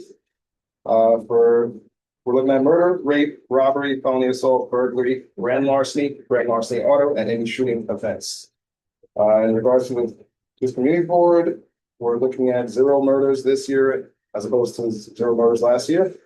Rape, 0 rapes this year. Well, last year we had 1 rape, so that's progress. This year we have 5 robberies as opposed to 4 last year. A lot of these robberies do happen to be delivery robberies. Unfortunately, a lot of the bad actors do happen to be partners. So we're looking at that age demographic, 14 to about 20, unfortunately. Back to kind of like what they were saying about look at your youth. It does take a village. If you do know your son, nephew, somebody from the neighborhood does not have a job, is always hanging out, and everything is fresh. Please keep in the back of your mind, there's a possibility it's ill-gotten gains. We've had some community partners, that we've known them really, really well, and then when their kids are growing up, unfortunately, they have no jobs and they're really nice, and they'll tell us stuff like, "Oh, look what my son got me, look what my daughter got me," and we're like, "That's really expensive," and they don't have a job. It's heartbreaking, but we know what it is, and we can't tell them that. So if you guys have partners or community friends, tell them to just watch and look at their kids. Felony assaults, we're looking at 4 as opposed to 5 last year. We have a rise in domestic violence felony assaults, so we don't really go into it, but elder abuse is another one. If you know anyone who's going through something, even if they don't want to make a report, try to tell us. We'll try to find resources or find some type of way, whether it's a wellness check, to make our presence known, because sometimes it's that family member or be a caregiver. When they know that that person cannot communicate with anyone, that's it. They need to, realize that people do have their back. Don't take advantage of the elderly. Burglary, we're looking at 1 versus 1 last year. We're seeing an uptick in tools being taken from nitrous sheds. So that's pretty much looking like an inside job. Usually DOI handles that. Grand larceny, 4 versus 3. Uptick again in the skimming. Do watch out if you do have the tap or NFC on your phones. Please keep NFC off. I personally was off duty at a restaurant and the security guard's card was being used at the bar. Luckily, the girl at the bar didn't know who the security guard was. Sees a receipt. Told the guy to hold on, tried to call the security guard, the guy went off. When they looked at the guy, he's wearing a satchel, so we had a skimmer in the satchel. So we got close to the security guard and stole the information. Please keep NFC off. NFC is the phone, Yes. So anytime you can put your phone on something and it takes money, be careful. Like I said, the security guard was very shocked until they saw the physical receipt with his name on it, and he's working, so he's not doing this. Be careful. EBT is another one. People getting an EBT stake stolen. We know that after December of 2024, they don't get reimbursed. So people are getting their money taken, and unfortunately. So that scam works only when you're actively trying to use your. So the cards now have like the touch. Yeah. So if that person gets near you. While you're trying to use it. No, they get near you. Anytime. They can pick it up. Bump you. If he has a satchel on, he or she has a satchel on, they bump you. Their card happens to be in that pocket. So they can see your information. Like a little device you could get that you can put your card. But it's not the phone, you're saying it's the. Oh, the card. The card. Has the same technology as the phone. So it's phone. The chip cards. I'm trying to understand the functionality, like. Until you actually use it. Okay.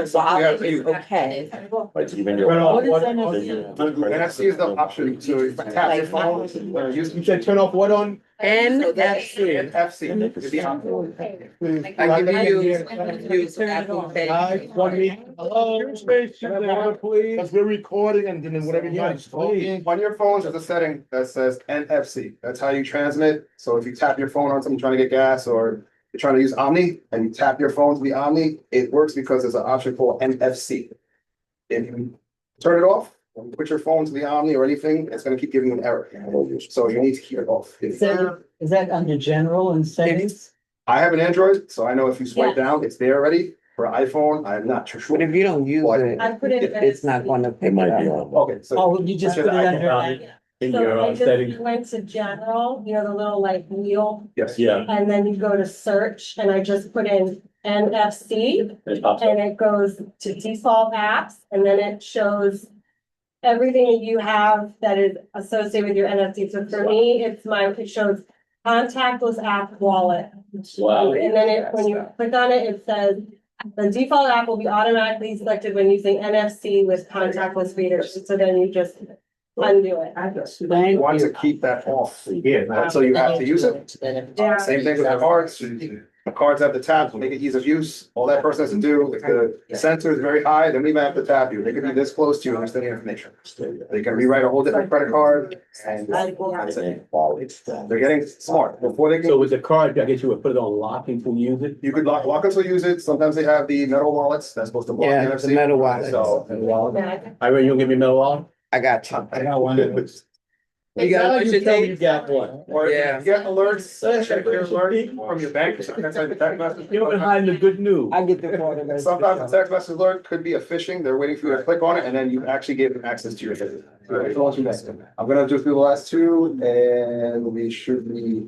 What information is that? So grand larceny auto, thankfully, we have no car stolen as opposed to 2 this time last year. In terms of shooting, we have 0 as opposed to 1 last year. With that, I'm gonna let my partner just move from the boards. So let me just say, PSA 6 is extremely active. We don't play about our kids and we don't play about our older adult population, because that's what you have to say now, right? We used to call them seniors, but the seniors want us to call them seniors. But the correct term is older adult population. That's right. So we do so much research, outreach with our older adults.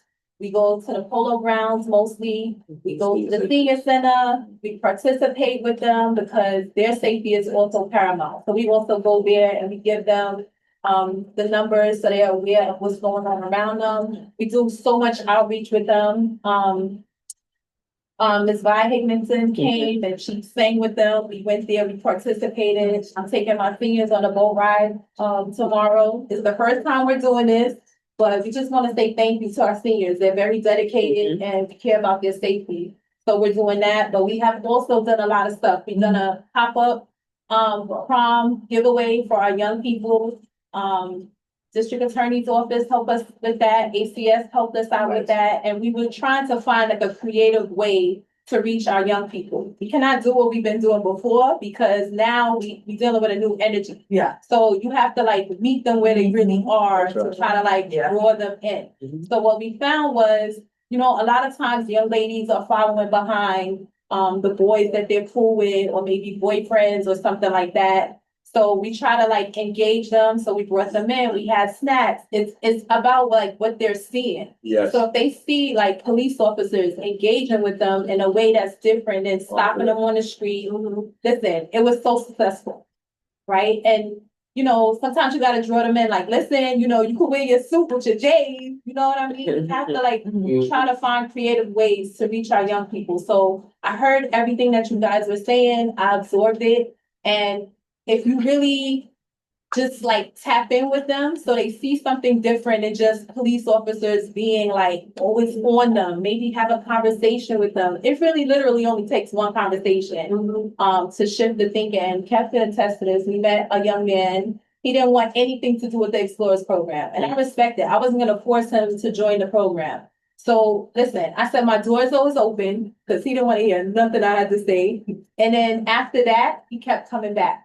Right? How big is your Explorers program? How many? Our Explorers program is amazing. We have. What's the size? I think right now it's about 13 active. Nice. There's a couple inactive. Yes. but about 13. A lot of them are graduating though, so now we have Graduation. recruitment all over again. And that's success, to have them graduate, to have them move on to different things. And, you know, they're active. A lot of times we can't have them with us all the time because they're doing other things, programs. We just had this big thing in Polo with aviation. I mean, that's super big. Let me weigh in on your community council piece too before you move on. So, Okay. so the PSA 6, you have how many public housing developments in your jurisdiction? So- 17? 19. 19, right? Yes. So with your monthly meetings, what's your attendance like for representatives of each of those 17 developments? I would say Polo is our biggest and Douglas. But I'm saying out of all the developments. Are you referring to the community council meetings? The community council meetings. Oh, this is the president. Well, somebody got to answer the question. So Here's so what I'm asking. One of our big thing is civic engagement, and we've been talking about this all night. And so you got 19 public housing development that's in the PSA 6 jurisdiction. And so I want to know how they're participating. What developments are showing up, and what do we need to do to support them to make sure they're participating? So basically what's just been created, I had created a form for my secretary. He's the So president, by the way. so we can now keep data of how many how many attendees are coming from the different development. Thank you. Because one of the things that I've been pushing on is so we start reaching out to TA presidents that have to come, in, even if they don't come, to at least let know the people in development know that we're holding the meeting. That's right. So it's kind of new with the creation with it and trying to get it working, but that's what. What kind of support you as a community council, for 1 second, what kind of support you think you need to improve that community council? She already mentioned what can improve the Explorers Club, but what can happen? And the budgetary thing is gonna come up soon, right? And we've been talking to USEP around the funding of community councils and resources. So what do you think you might need as a council to even make it more effective and to increase participation? Well, mine wouldn't be monetary. Mine would be more getting basically the same thing that I created tonight for the committee. Yeah. Is to try to get my board to start making these meetings, the TA meetings and stuff like that, because like it was mentioned, they don't even know the community council exists. Yeah. You know what I mean? You can walk down the street and pass 100 people, you might get 10 that even know that we're there. So one of the things is we need to be out there to let people know that we are there. You want to say what you and I talked about earlier? Yes. You want to mention that quickly? Just 1 second, I will, Mr. President, can you say what you and I talked about earlier about community board 10 members on this committee and how maybe they might be liaisons to the different councils? Yeah, so what I had created as an idea for the public safety is that we have 11 committee members, and maybe the committee members that with the precincts that's in their areas, that they will commit to attending those community council meetings in that area, because again, we don't get all the offices all the time. And one of the things that I've always pushed with committee members is that they should never leave a meeting without a contact, especially in public safety. Y'all need to know every officer have their emails and telephone numbers. So somebody out in the community come to you because they know you're on the community board, says, I need help, you can get on the horn and do something. So one of the things, and this kind of runs around the same idea that I wanted to start with the community council, was to have my board members attend these meetings to start also getting the connection of relations to other offices around. Sorry to interject. You forgot to also mention your other idea. We do everything from 87th Street all the way to 155. So we do three different precincts. Miguel has been talking about trying to move our community meetings actually around and around Robin. We have some of our people who are in the 2-4 precinct over by 88. They can't get down there. Yeah. So his idea that he spoke with us, that I'm surprised you didn't tell him, was to make sure to move the meetings closer to certain residents so that we can engage with that. Because some people will come once and we'll never hear from them. They can host. So We wanna intermingle, so when we do our events, we make sure we make the development. It's kind of like forcing them to interact with each other, because you might have people in Douglas that's like, I ain't messing with Polo. So what we do is when we have our breakfast or we have our events, we mesh them together to try to, that's part of the reason. Some people are like, I'm not going to that meeting because this happens there, but they really don't truly know how amazing all of these events really come out, but we need the support. So if we break that little, shatter that glass and then try to get everyone to move around, we'll get more input, more insight. So that's one of the major reasons why we wanted to do the meetings every month somewhere different. Then we'll get more people to maybe come downstairs or, participate.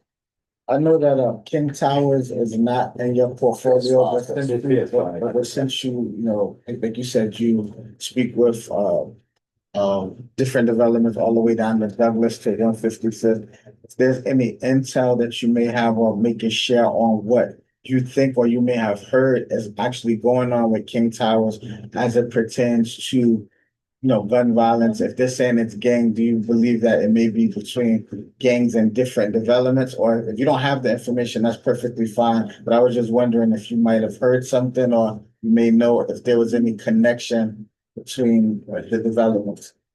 I mean, we wouldn't necessarily in this moment know that information unless our field intelligence officers get that information based off of what they're doing, like out in the street, or if they hear like this development might have beef with this one, and that information comes across. But I mean, it's not impossible to get. I got a question. So, you guys go to the CPOC. They have a CPOC meeting for And when does that meeting take place? Up north, Yeah. it's the second Wednesday of the month. Is it always in the same location? Yes. Yeah. You said up north? Yeah. It's been through election today. Oh, okay. What's that? I said. It's Johnson. I think it's Johnson. Karen?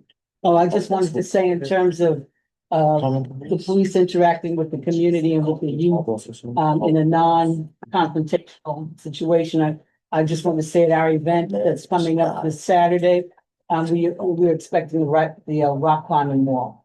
So that's really a great amenity that the NYPD offers. What's doing what? This is Okay. yeah, this is Brigadier General Charles Young Playground. So when they came last year, they had the rock climbing wall was here. It's really great. Yeah, it's good. I have a question. Do you guys have, I'm curious about like. Make sure you project your voice when Okay. you're recording. I want to just be clear about it. So in your, as you're going through the different, developments, do you feel like, are the same officers being in the same areas? Are people knowing the people who are there? Are they knowing who you are? Like, is there like a, like community? It's like a policing, beat system. kind of like a beat, like that kind of thing? So we're doing that more with the FTU unit, which is the field training unit. So the guys who just came out the academy, guys and gals who just came out the academy. So we're trying to keep it there. Unfortunately, as you heard, staffing is a major issue. Major. So like, let's say, for instance, that shooting that happened not too long yesterday, or in that area. Let's say that was St. Nick. They're gonna flood all the offices in St. Nick. So that means Drew is left exposed, Polo is left exposed. Yep, Douglas left exposed. So right now we have an issue where sometimes Douglas will call and say, why you always in Polo? Why you always in Drew? And literally, we're just playing of, where does the intel come in? Sure that, Yeah. nothing reoccurs in that area. It's literally a round robin, and unfortunately, a lot of people are angry with us about that, but we Yeah. literally have no. So let me, hold it, let me stick with your point there. So you say there's a deficit somewhere. Isn't that when you contact the local precinct? And this goes back to Metcalf. How does you're the 2-6, 2-8, PSA 6. How does the 3-2 are they informed about that deficit? So maybe in Metro North, obviously Manhattan North, are they informed about this? How are they connected to that? I mean, everyone's short for the most part, so like 3-2 goes all the way, and they have issues on the border with 2-5. So when they're trying to stop that corridor and we have issues, it's literally like a triage. You have to find out which is worse and put people there. So we're always in contact with each other, and we can tell where to go by which calls come over. And it's literally, like I said, it's a triage. You literally have to sit there and say which one's worse and put people there. Follow-up question about that. Okay. I can just ask a follow-up question on it. I'm sorry. I gotta end this now. Unfortunately, we have a voting item. And I get to hear from the board. We gotta get on this voting. Officers, thank you so much. Thanks, guys. You got a question there? Yeah, All right. I did have a question. I just want to understand in terms of proactivity. I know sometimes you'll get like social media or alerts or anything. You just share a little bit more about that, since we're seeing that so much of what's happening is connected to young people. Proactivity in which sense? So for example, like this is going back a while, so I don't know if this is still done, but like you could send on Instagram, if I saw someone that had like a gun and cash, or students or citizen app, or 311 calls coming in saying, hey, my daughter just told me that XYZ is going on at Wadley, right? Like that's a school in close proximity to their school. I'm just wondering, like, is there someone on your staff that monitors social media, or how does that inbound come in? Because I think that's important with young people. Usually that's the field intelligence unit, or every now and then, people get into a disagreement. We have domestic incidents sometimes, and the parents will give us the kids' social media, and we hold on to it, and it gives us the answer. Okay. Wow. Okay. Thank you very much, officers. Okay, good night. Thank you. Thank you so much. So we can wrap up with this one voting item that we got. I'll give it to you.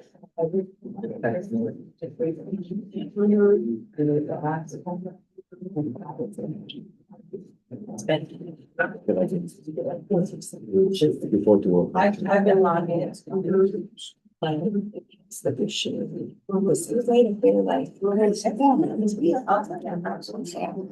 It's kind, it's hot. It's not warm, it's hot. I like it. My office is freezing all day. I'm a winter baby. I'm a summer baby, but not saying I'm high. Is hot. I need snow and ice. Thank you guys are doing. Thank you. Okay, Good night. Take care. this came before us before. This is a letter to the commissioner. Everybody have a copy of that out? Yes. There's Shonda. We'll stand up. Stand up. I'll call it on. It makes them mad. Yes. I give you my number too. I'll give you my number. Yeah, I'm gonna disseminate, I take the minutes for all of us. Good night. Good night. Yes. I wanna, just wait until. You all have a lot. Sean, All the you time. But it's all. I go. Get on, get on. Everybody got the, Yes. The letter letter. to commissioner? Are there any questions, any kind of concern? Did you guys ever, you never put it on Google Docs for our input though? Who was supposed to do that? It was supposed to be Marquise and, what's her name? Oh, Tahani. Tahani. That was that's what they Tahani? failed to do. Cause we didn't approve this one. I think this hasn't changed. It has changed. This was sent to me this afternoon by Marquise. This is the updated. So he updated it. Not the rest of us. I'm just making a statement. Because he was supposed to go to the committee. I know, but let's just go through it. Okay. In front of us for a while. Let's just go through it. Thank you all so much. You're welcome. Thank you. See.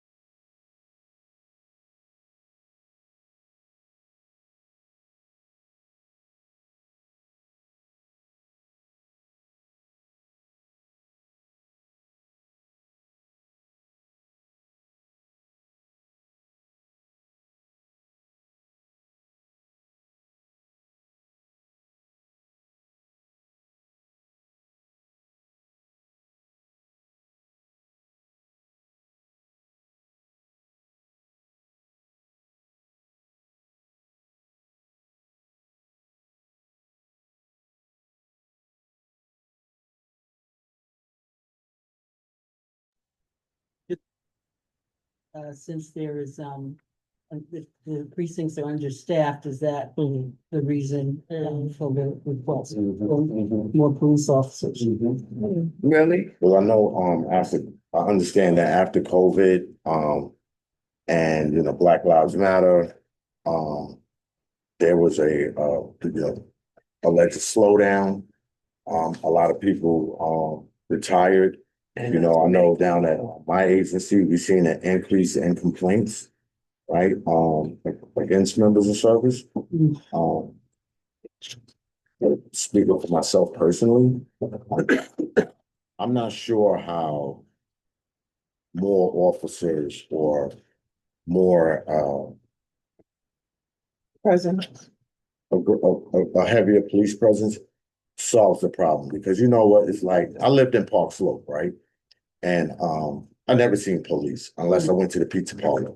But if I went 2 avenues over towards the projects where my I have cousins that live down there, see a police car every 5 minutes, right? So it's like, in my work, I'm in obviously communities of Black communities. And every time I go past a housing unit, a night to development, police cars are just sitting there. So it's like they're under occupation. So you want to tell me crime is only happening here?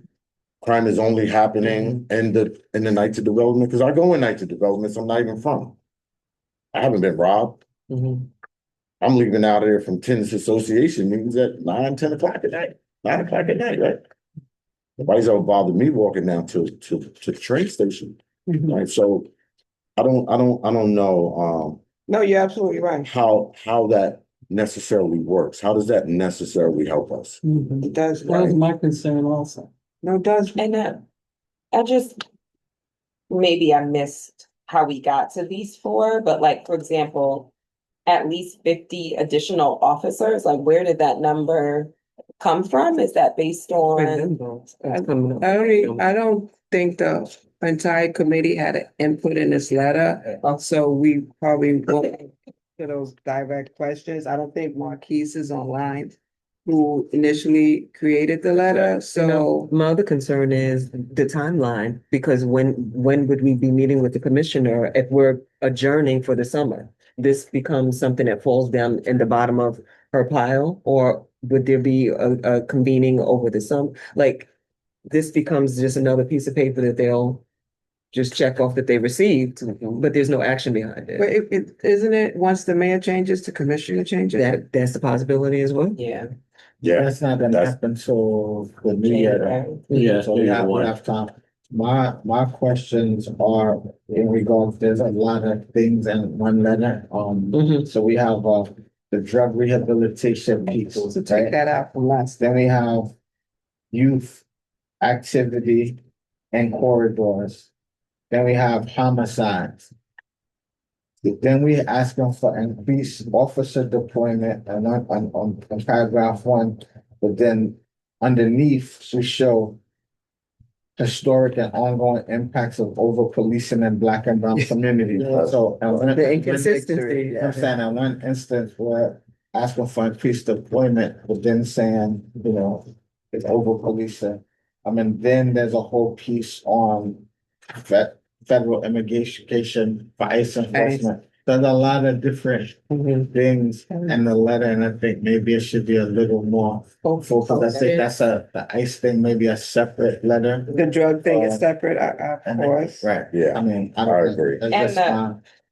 No, I'm in agreement, and I also just, for example, expand the youth support via the NY Explorers program. They only have 13 students in their program. So some of these things, if it's like it's being underutilized and we're asking for an expansion, I think that it's more so like teen programming activities during out of school times, during other things. I don't know that it's as specific as this just Explorers expanded. program. Yeah. You know, if that's only gonna serve a few So kids. Explorers, I mentioned that to Marquise, I'll take credit for that.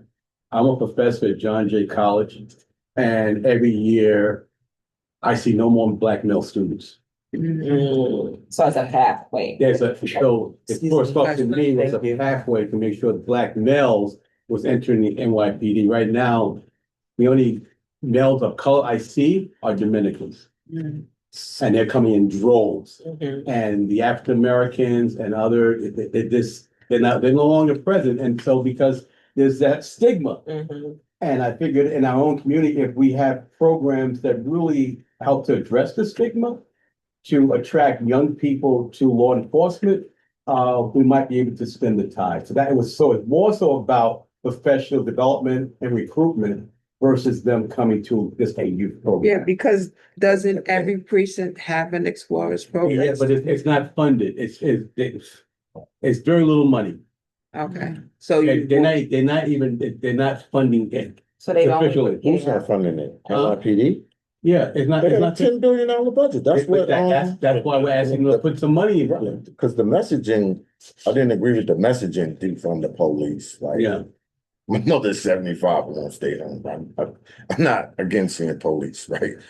But they have so much money that I don't see how they're not putting money into the explorers or doing what the sister right here said, because that's what part of the money was supposed to be going to with the change in their budget, was that money was supposed to be going to these youth programs. Money was supposed to be getting diverted to the PAL. Money was supposed to be diverted to all of these teen programs.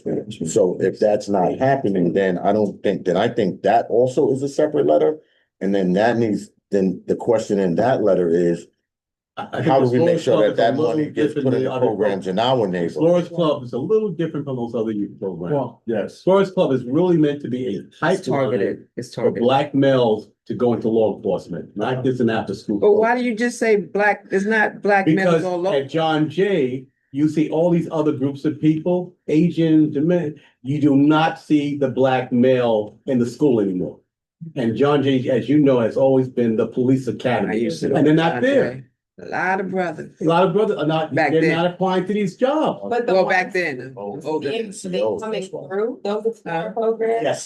Yes, yes. I just want to add something. So I just reread, I missed something. So this letter is regarding the current state of public safety at Central Harlem. So that's probably why Marquise put in the different things, right? Because it's basically saying this is the public state, and then we're naming all of it. Now, we're not writing a letter just based off of one thing, saying the state of public safety, and public safety has to do with immigration, exploring, Exactly. all levels. So with that understanding, again, I support the letter with I support the letter with all of the things being stated.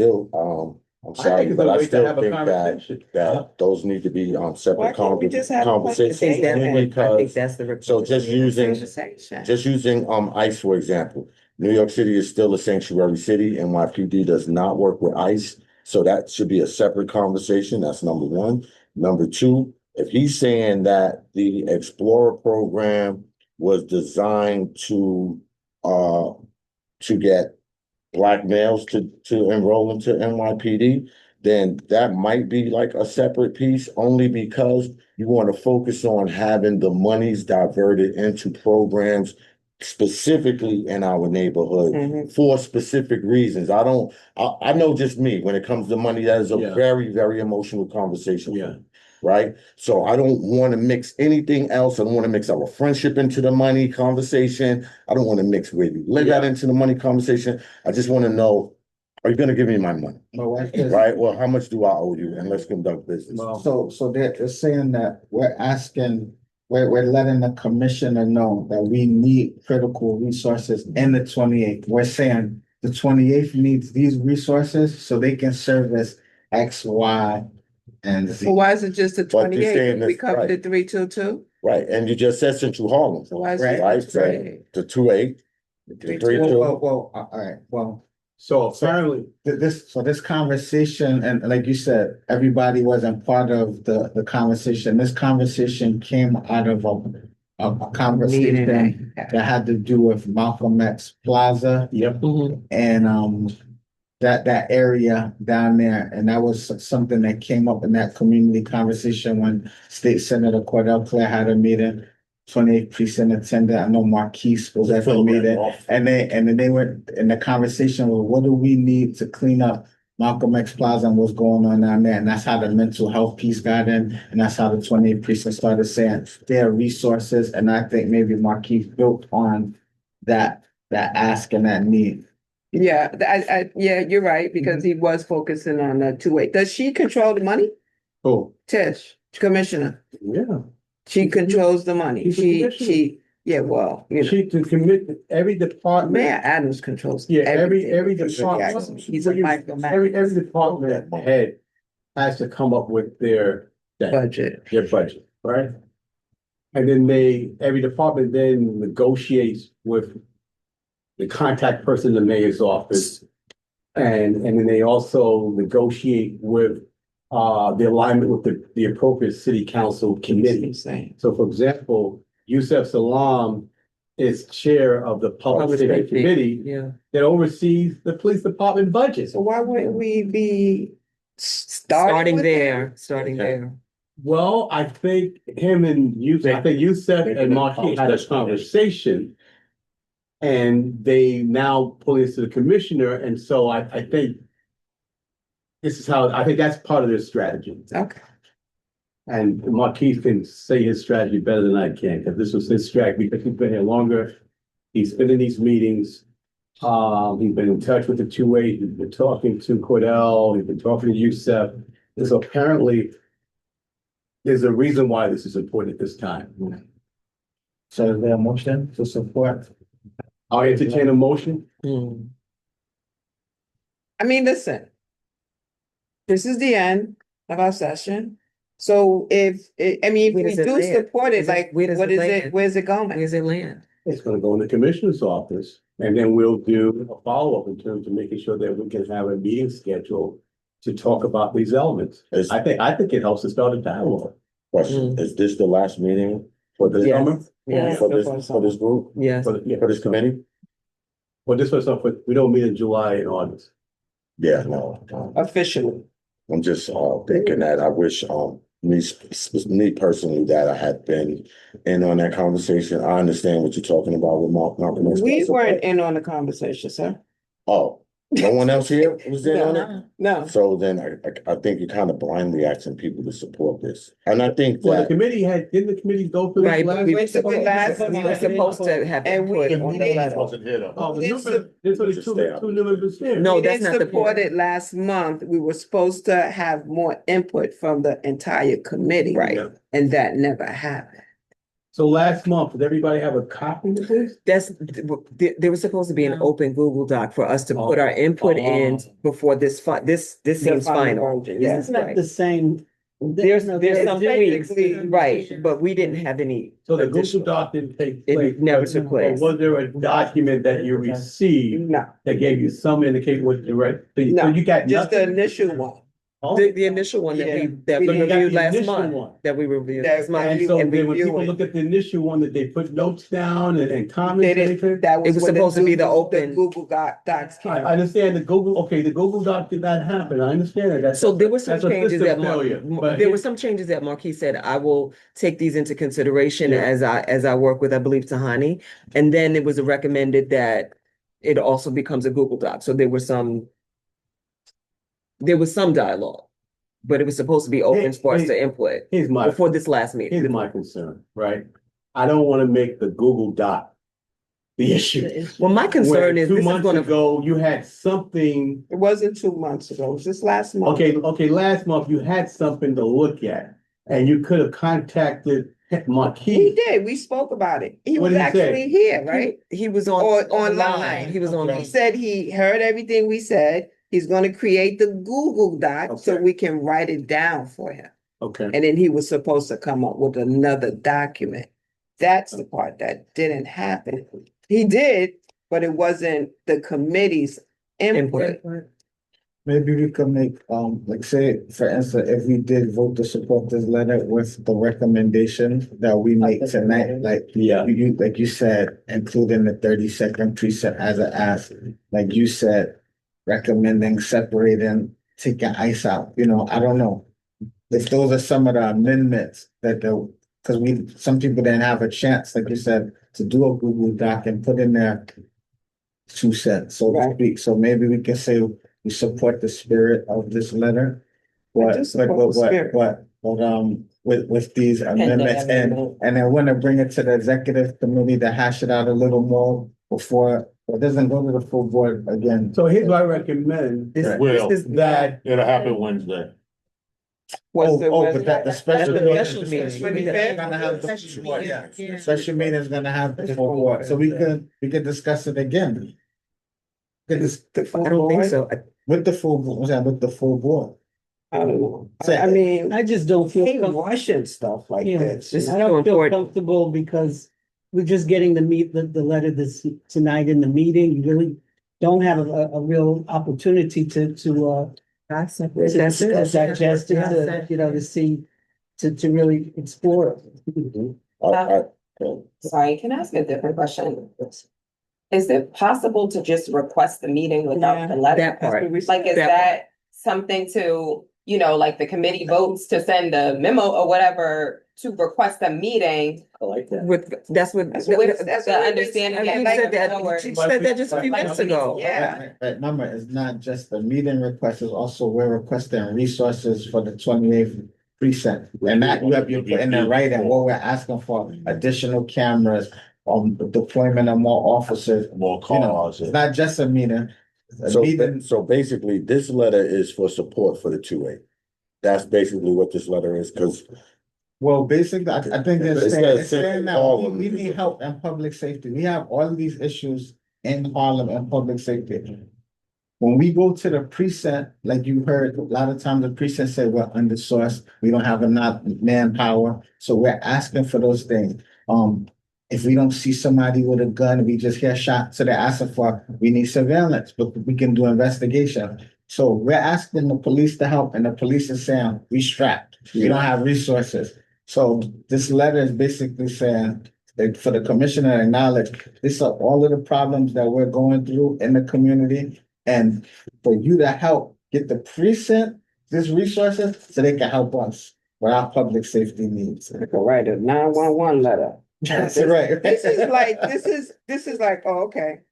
There's no, it's no call to action, right? There's nothing that's in there that says, I gotta go out there and help Harlem. Right? There's nothing that stands out. It's, I won't say regular stuff, but basically all communities are going through this. this is going on all over the Bronx, this is going on in Canal. Yeah, it's not just in Harlem. It's going all over these places, but we're now putting in a letter, making a request, right? To begin conversation. Right. It's going on to the other places, but are they also writing a letter and saying, listen, we need to talk, and here's some of the issues, We don't know. right? I swear, I think I this think this is a good start.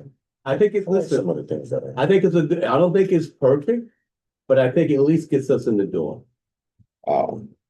And with the request, well, then at least put in with the request for a meeting when we convene. Exactly. With That's the some piece response to that's the what's piece I been in want there, in there. so that has to be added. Yeah, that's the piece. Otherwise, it's.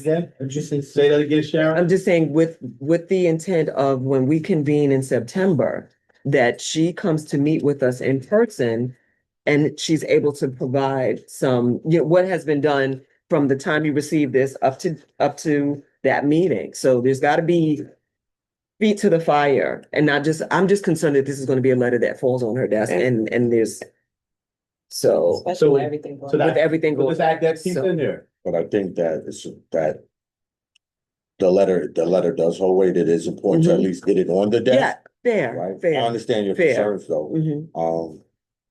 Still think, why? I just think, if we're gonna vote for it, that amendment piece has to be attached. Okay. I I mean, I think guess I could live with I think that. that's cool Like you because said, you didn't really, this is my first. we do have questions, but if we bring it to the broader group, the EC and the full board, maybe they could weigh in on it. Like I mean, it's gonna be 5 legitimate. hours on the 25th, Shati. You know that. We do that with we in there for 5 hours. We bringing dinner. Right. And but we have legitimate concerns of like an immigration piece. Yeah. Well, they was the bottom. So maybe the committee can agree on the spirit of the letter.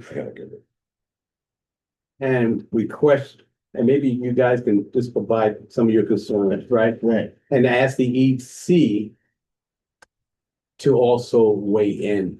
Send it around like y'all did the bylaws Yeah. to everybody. And if that's what y'all want to do, have every committee involved. Yeah. Send it around like you did the bylaws. Yeah.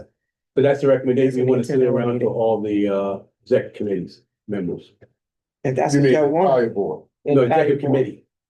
I think the entire board will keep it, we'll have another 10-hour Yeah, meeting. we won't We will never get it This done. committee, Huh? what about the input from this committee? Yeah. I have. But an as I'm issue- saying, you still gonna you still gonna give your input, but we also now want the input from the EC. So that way it'll be an easier decision to make. on the 25th. So you want it out to the committee and the EC committee. Yeah. that we agree on the letter, but we want to see, Whoever had we want to see their greater input amendments. from the EC. I agree with that. Yeah, I still have an issue with I think there should be more clarification about this request for a police officer. Which one? And the cameras. The 50. I'm not down with the cameras. We got enough. Number boys 4, looking okay. at the cameras, so. Well, that's one of I'm not down with the the things. Yeah. I think that's what we should put as far as one of the suggested amendments. Your question with the officers, you said and cameras, should the 32 precinct be I said added? they're part of Central Hall. And Tim said,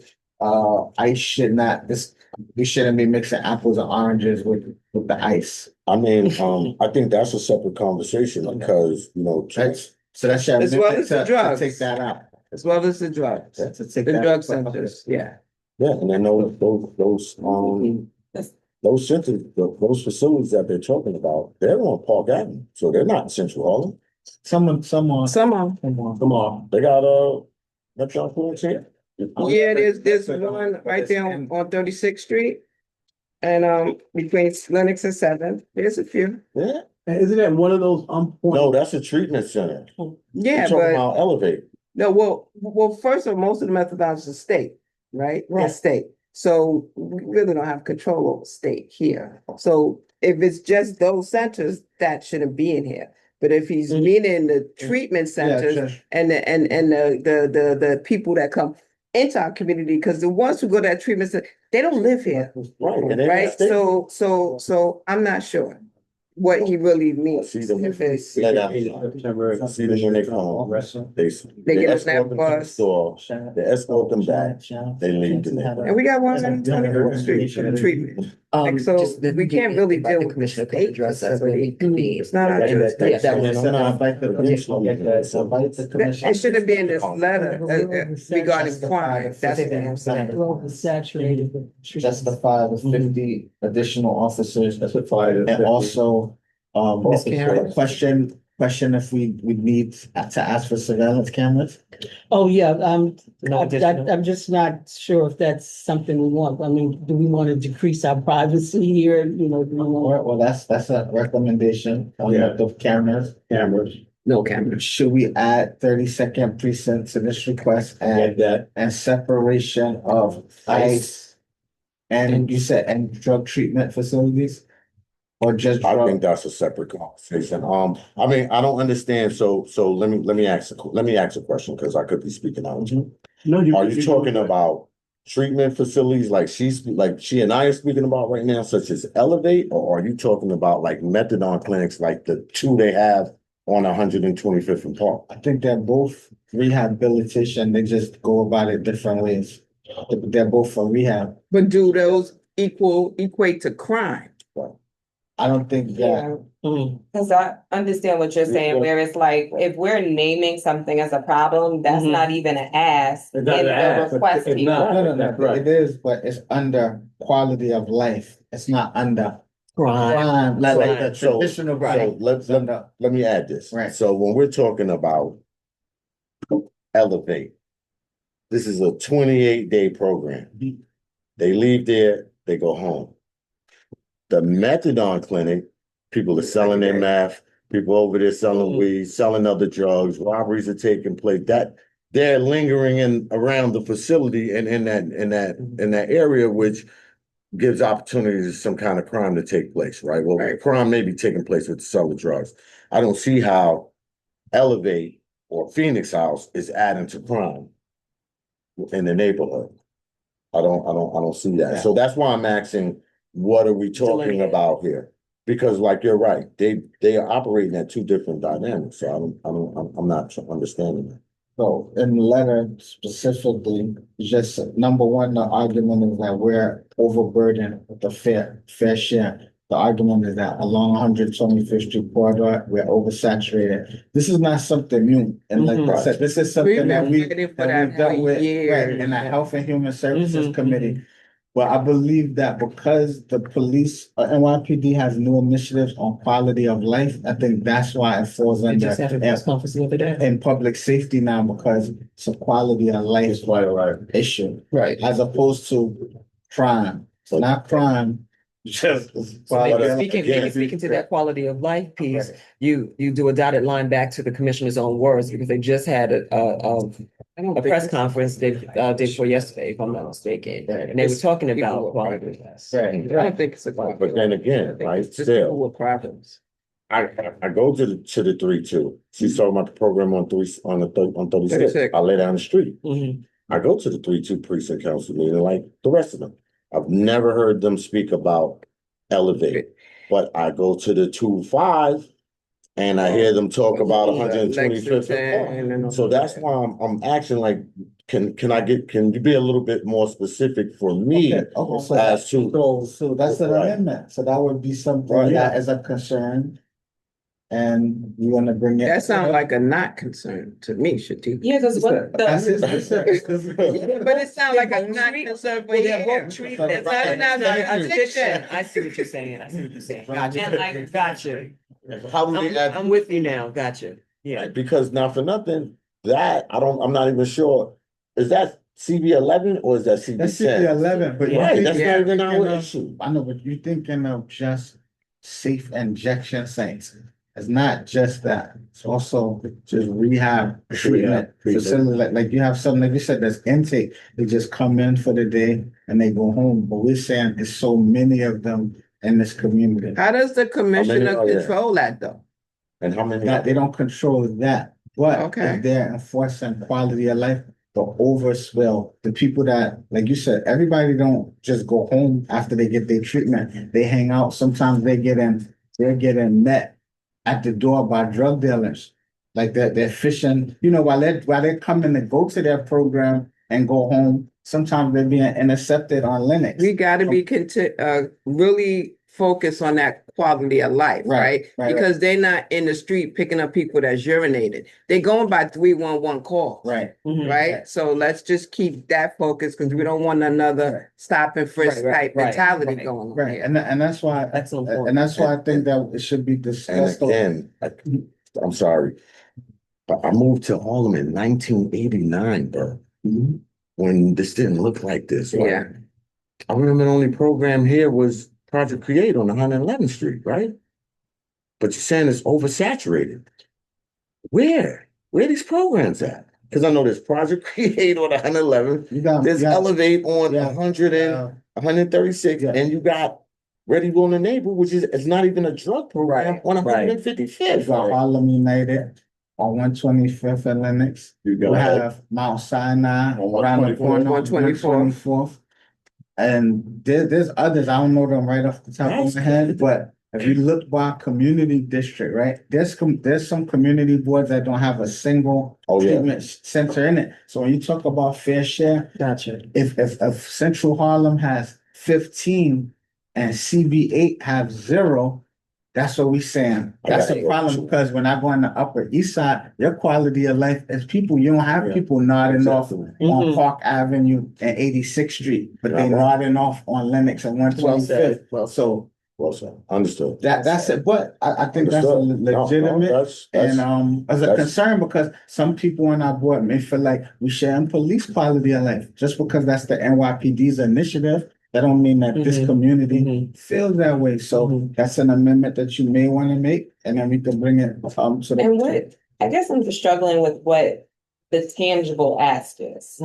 So are we saying? Yeah, No, I'm saying connected to that issue, like, are you saying additional squad cars in proximity to these sites? Are you saying close them? Like, what are we asking for? Well, and connected to here, that? he said fair share, which the NYPD does not have a hand in distribution of these type of centers.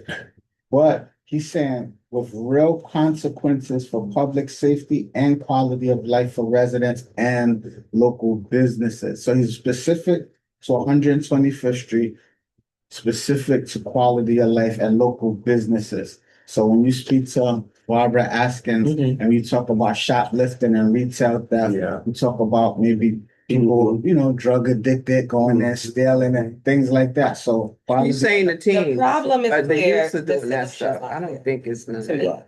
Like, I you don't see what think I'm it's the saying? drug addicts. Like, for example, point two, increased youth activity along commercial corridors, which, while often positive, community centered, has also resulted in disruption and safety concerns for pedestrian and small business owners. To me, you resolve that by increasing officer deployment That's right. and adding additional squad cars. That, if you got teens doing whatever, I get it. I don't get, I hear the problem is very clearly stated, but what do we want? We want an assessment of how many there are and 4 to close in 2 years. I'm making it up. Yeah. We want a squad car in front of each one of them. That's what I'm saying. There's 3 bullets here. Yeah. What do we want that resolves that?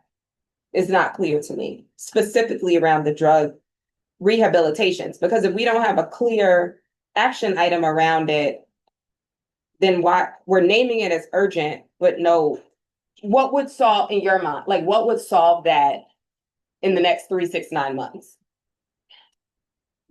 And the 50 additionals, right? When these guys come out the academy, they get 3 choices of where they want to work, right? So first we have to take into account how many people are going through the academy, right? And then the ones that do graduate, they got 3 choices of where they want to work. If Harlem is not one of them, then how do you increase that? Right, in that ask, yeah, they have 3 choices.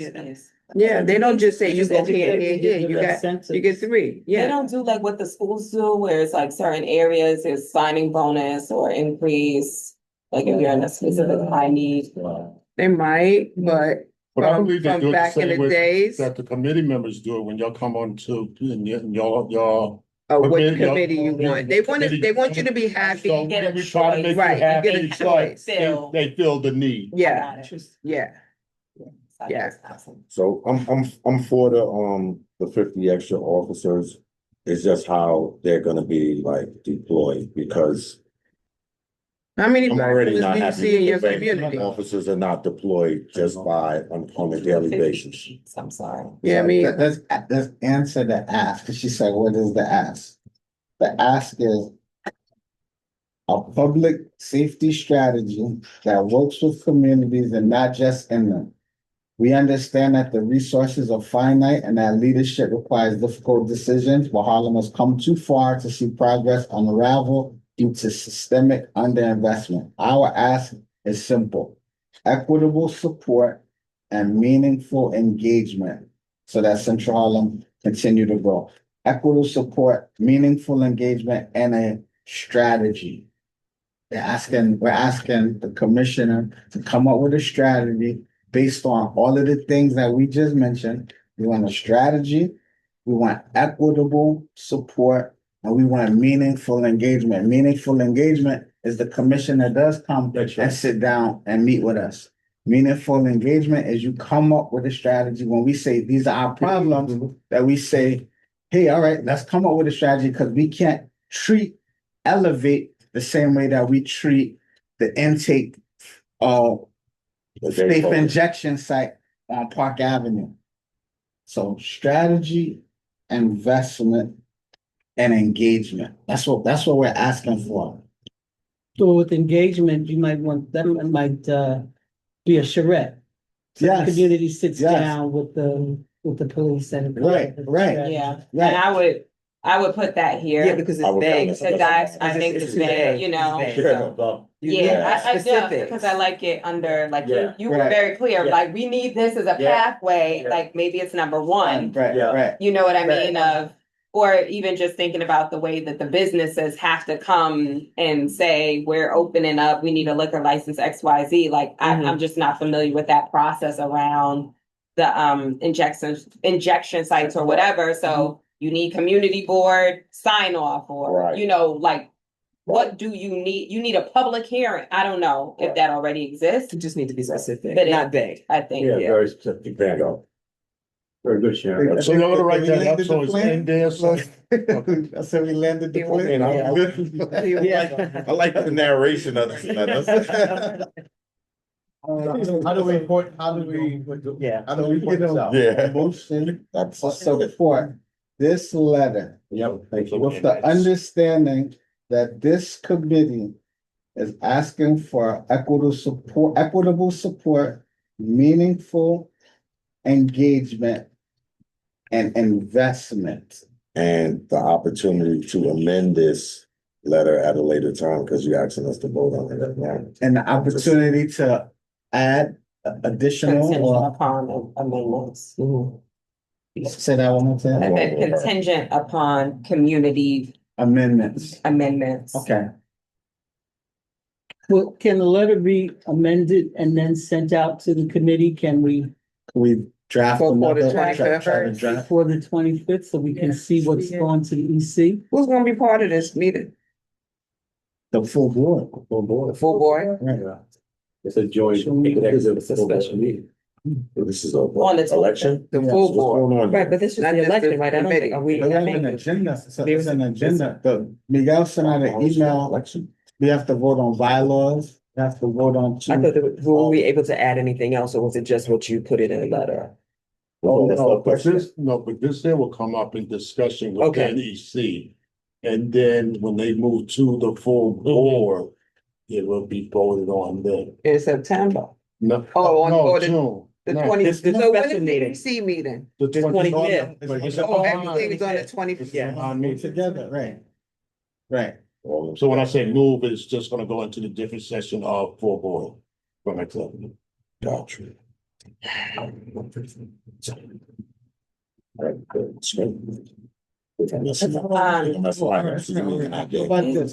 about this? Anybody who has amendments, could you send the amendments to the committee and we'll add them to the letter for those to be voted on with the letter? So we'll have the letter as is, then you'll have your Like three that. amendments and then Like and then we'll that. ask, Perfect. how does the board feel about it? 1, 2, and 3, and then if we, Like, you know, that makes sense. so how many amendments, Sharon, you have an That's the amendment? Mine was just about the commissioner's presence at the end. Okay, but we Yeah, do ask for that in the letter. So yeah. Sharon, I mean, Karen is Sharon. Miss Karen is gonna send an amendment to the chair. It's Ms. Miss Ori. You're gonna send your amendment to the chair and you're gonna send your amendment to the chair. So we're voting on this letter as is. So the letter to support, a motion to support this letter as is with forthcoming amendments to be decided upon at the upcoming executive committee. Yeah. Oh, they're gonna decide. To decide if those, should we keep them or do away with those amendments? You're bringing them for the full board, because we haven't decided right Right. now. Are we gonna keep those amendments or not? I mean, you have a good suggestion, 30-second precinct, that's probably one that's gonna, but just saying, I don't know. That's a yes. No, I said I appreciate the recognition. So that's a motion to support this letter. Do we have a second? What the contingencies, right? Don't forget. With- No, no, With the- with the contingencies that you, 1, 2, 3, will email to the chair, which will be presented. Just us? The people. Nobody, Well, anybody that has, okay, amendments, right, okay, Cause it was about moving. from this committee. okay. Second taken. So, second, Ms. Chanty has second the motion. Anybody object to the motion? All those in favor? All those in favor? All in favor? Aye. Done. Any Motion nays? passed. Any opposed? Any opposed? So when I ask for any objection, that means you don't have to go throughout the whole voting process. If you say I have an objection, then I have to just ask for yes or no or whatever. Okay, Once you say objection, no objection, then it's passed. another quick vote. I would like to make a motion to draft a letter on behalf of the residents and parents of the Allen Lot School in regards to school closures due to gun violence. And what? That letter, huh? Not school closures, lockdown. School lockdowns, I'm sorry. Shelter in place or something? Shelter in place. Right, Shelter. shelter in place. And what's? Are you opposed or for that? So Or what- wanna draft a letter for the committee to review to be presented for full board as a letter of support and advocacy to this group that will be sent also probably to the same people, the commissioner, Yusuf Salam, the local elected officials, 28 precinct, PSA 5. And can I ask you, again, what is the ask in this letter? Well, the draft is going to be, because like Janisha said, and I said, number one, we didn't even know this happened. So we want to bring it to the So this is attention. more informational? We're gonna bring it to the attention. It's more Of informational. the community for those who didn't know, but we're also advocating, we want, what do we want from this? Okay. If you draft the letter, then it needs to go to the committee. You need to circulate it Right. to the committee and Right. then it can go to the EC. Right. So Yeah, you, but we need the to- motion, Just to draft the letter. just to draft the Okay. letter. Okay, that's it. Can I just quick, because I was in touch with the principal this morning. Okay. And they did get a letter from Yusuf and Senator Cordell Claire in support of I don't know the letter because I was waiting for that mailed it to me. That's why I didn't Okay. send it to you. I was trying to get the information. I can reach out to Yusuf's office and Cordell Claire's office and see, maybe get a copy of their letter so y'all have some kind of guidance. Again, what's the ask? The motion is to draft the letter in support of the parents. But they didn't specifically ask for more police officers, Yeah. but it got. Sorry. So like, you know how the ask here is a meeting and stating the concerns. This is a letter of support. Because if they need to go to the DOE, if they need to go to some other agency moving forward, they want to be able to document. We went to the community board and the community board is aware of our concerns. So we're not saying 50 more police officers, XYZ. There's not gonna be a tangible ask in here. It's gonna be documenting, this is a high priority area. It's impacting learning. It's community constituents have called 311 90 times, whatever it is. That's my understanding, is it's a document. And that's correct. So that's So, what she Lieutenant Lieutenant Belcher did say if they know, they would disperse officers to that school. He Yeah. did say that in here Yeah, today. around the Yeah, schedule. around the schedule, around the time of discharge and things like that. So I'm good with the draft. I think you gotta be careful, cautious with that too. Well, people don't like cops in schools, but if they're not. I'm gonna say that increase, you gotta always remember this. Karen, and then Increase, community member Karen. Oh, yeah, I just wanted to say, I think we should find out what their letters say and corroborate what's in their letters. Yeah. Instead of trying to. because again, it's not a direct ask. It's just like I said, they wanna be able, if they go anywhere else, that they can show that they went to the councilman, they went to the senator, came to the community board to support whatever efforts can be made to correct what's going on with them. Yeah, I'm sorry. I know it's late, but I did want to throw something into this mix. The thing that I heard in this meeting that was most exciting was this notion of bringing together a group of accountable people. And I wonder if that could be asked in this letter, because there is a lot of finger pointing. It's like, you go to here and you go to there, and there's someone at the top.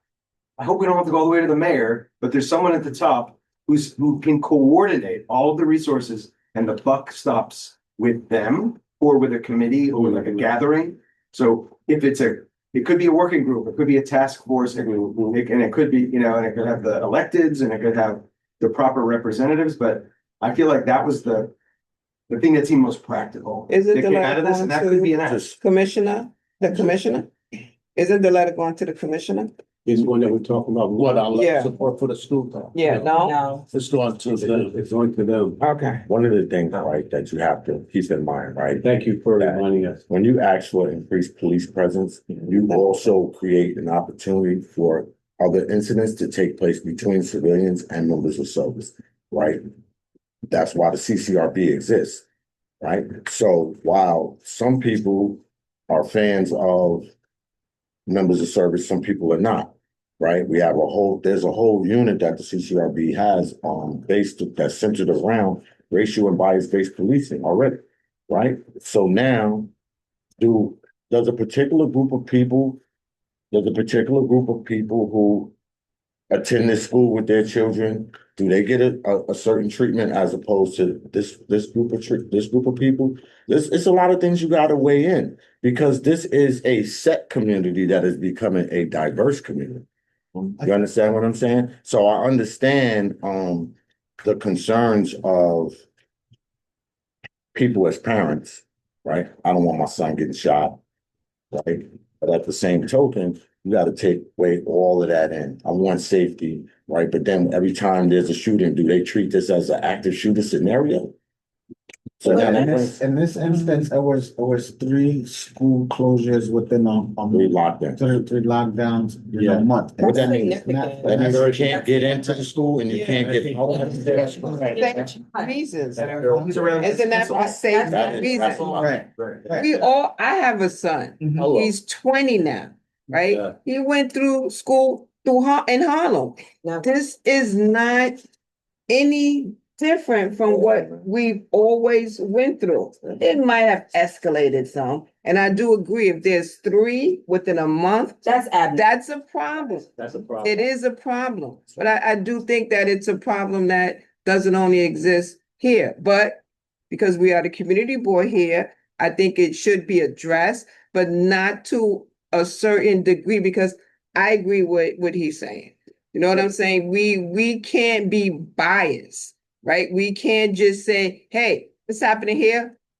Let's do it because it's right here in this school and nowhere else. You gotta make it universal. But let's start, hold 1 second, right? Yeah. So the way courts work, right?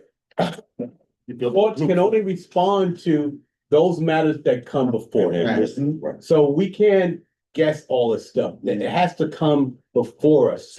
So these parents actually came before us. So it's something called standing, right? So they brought a issue to us for their particular thing and asked us to respond.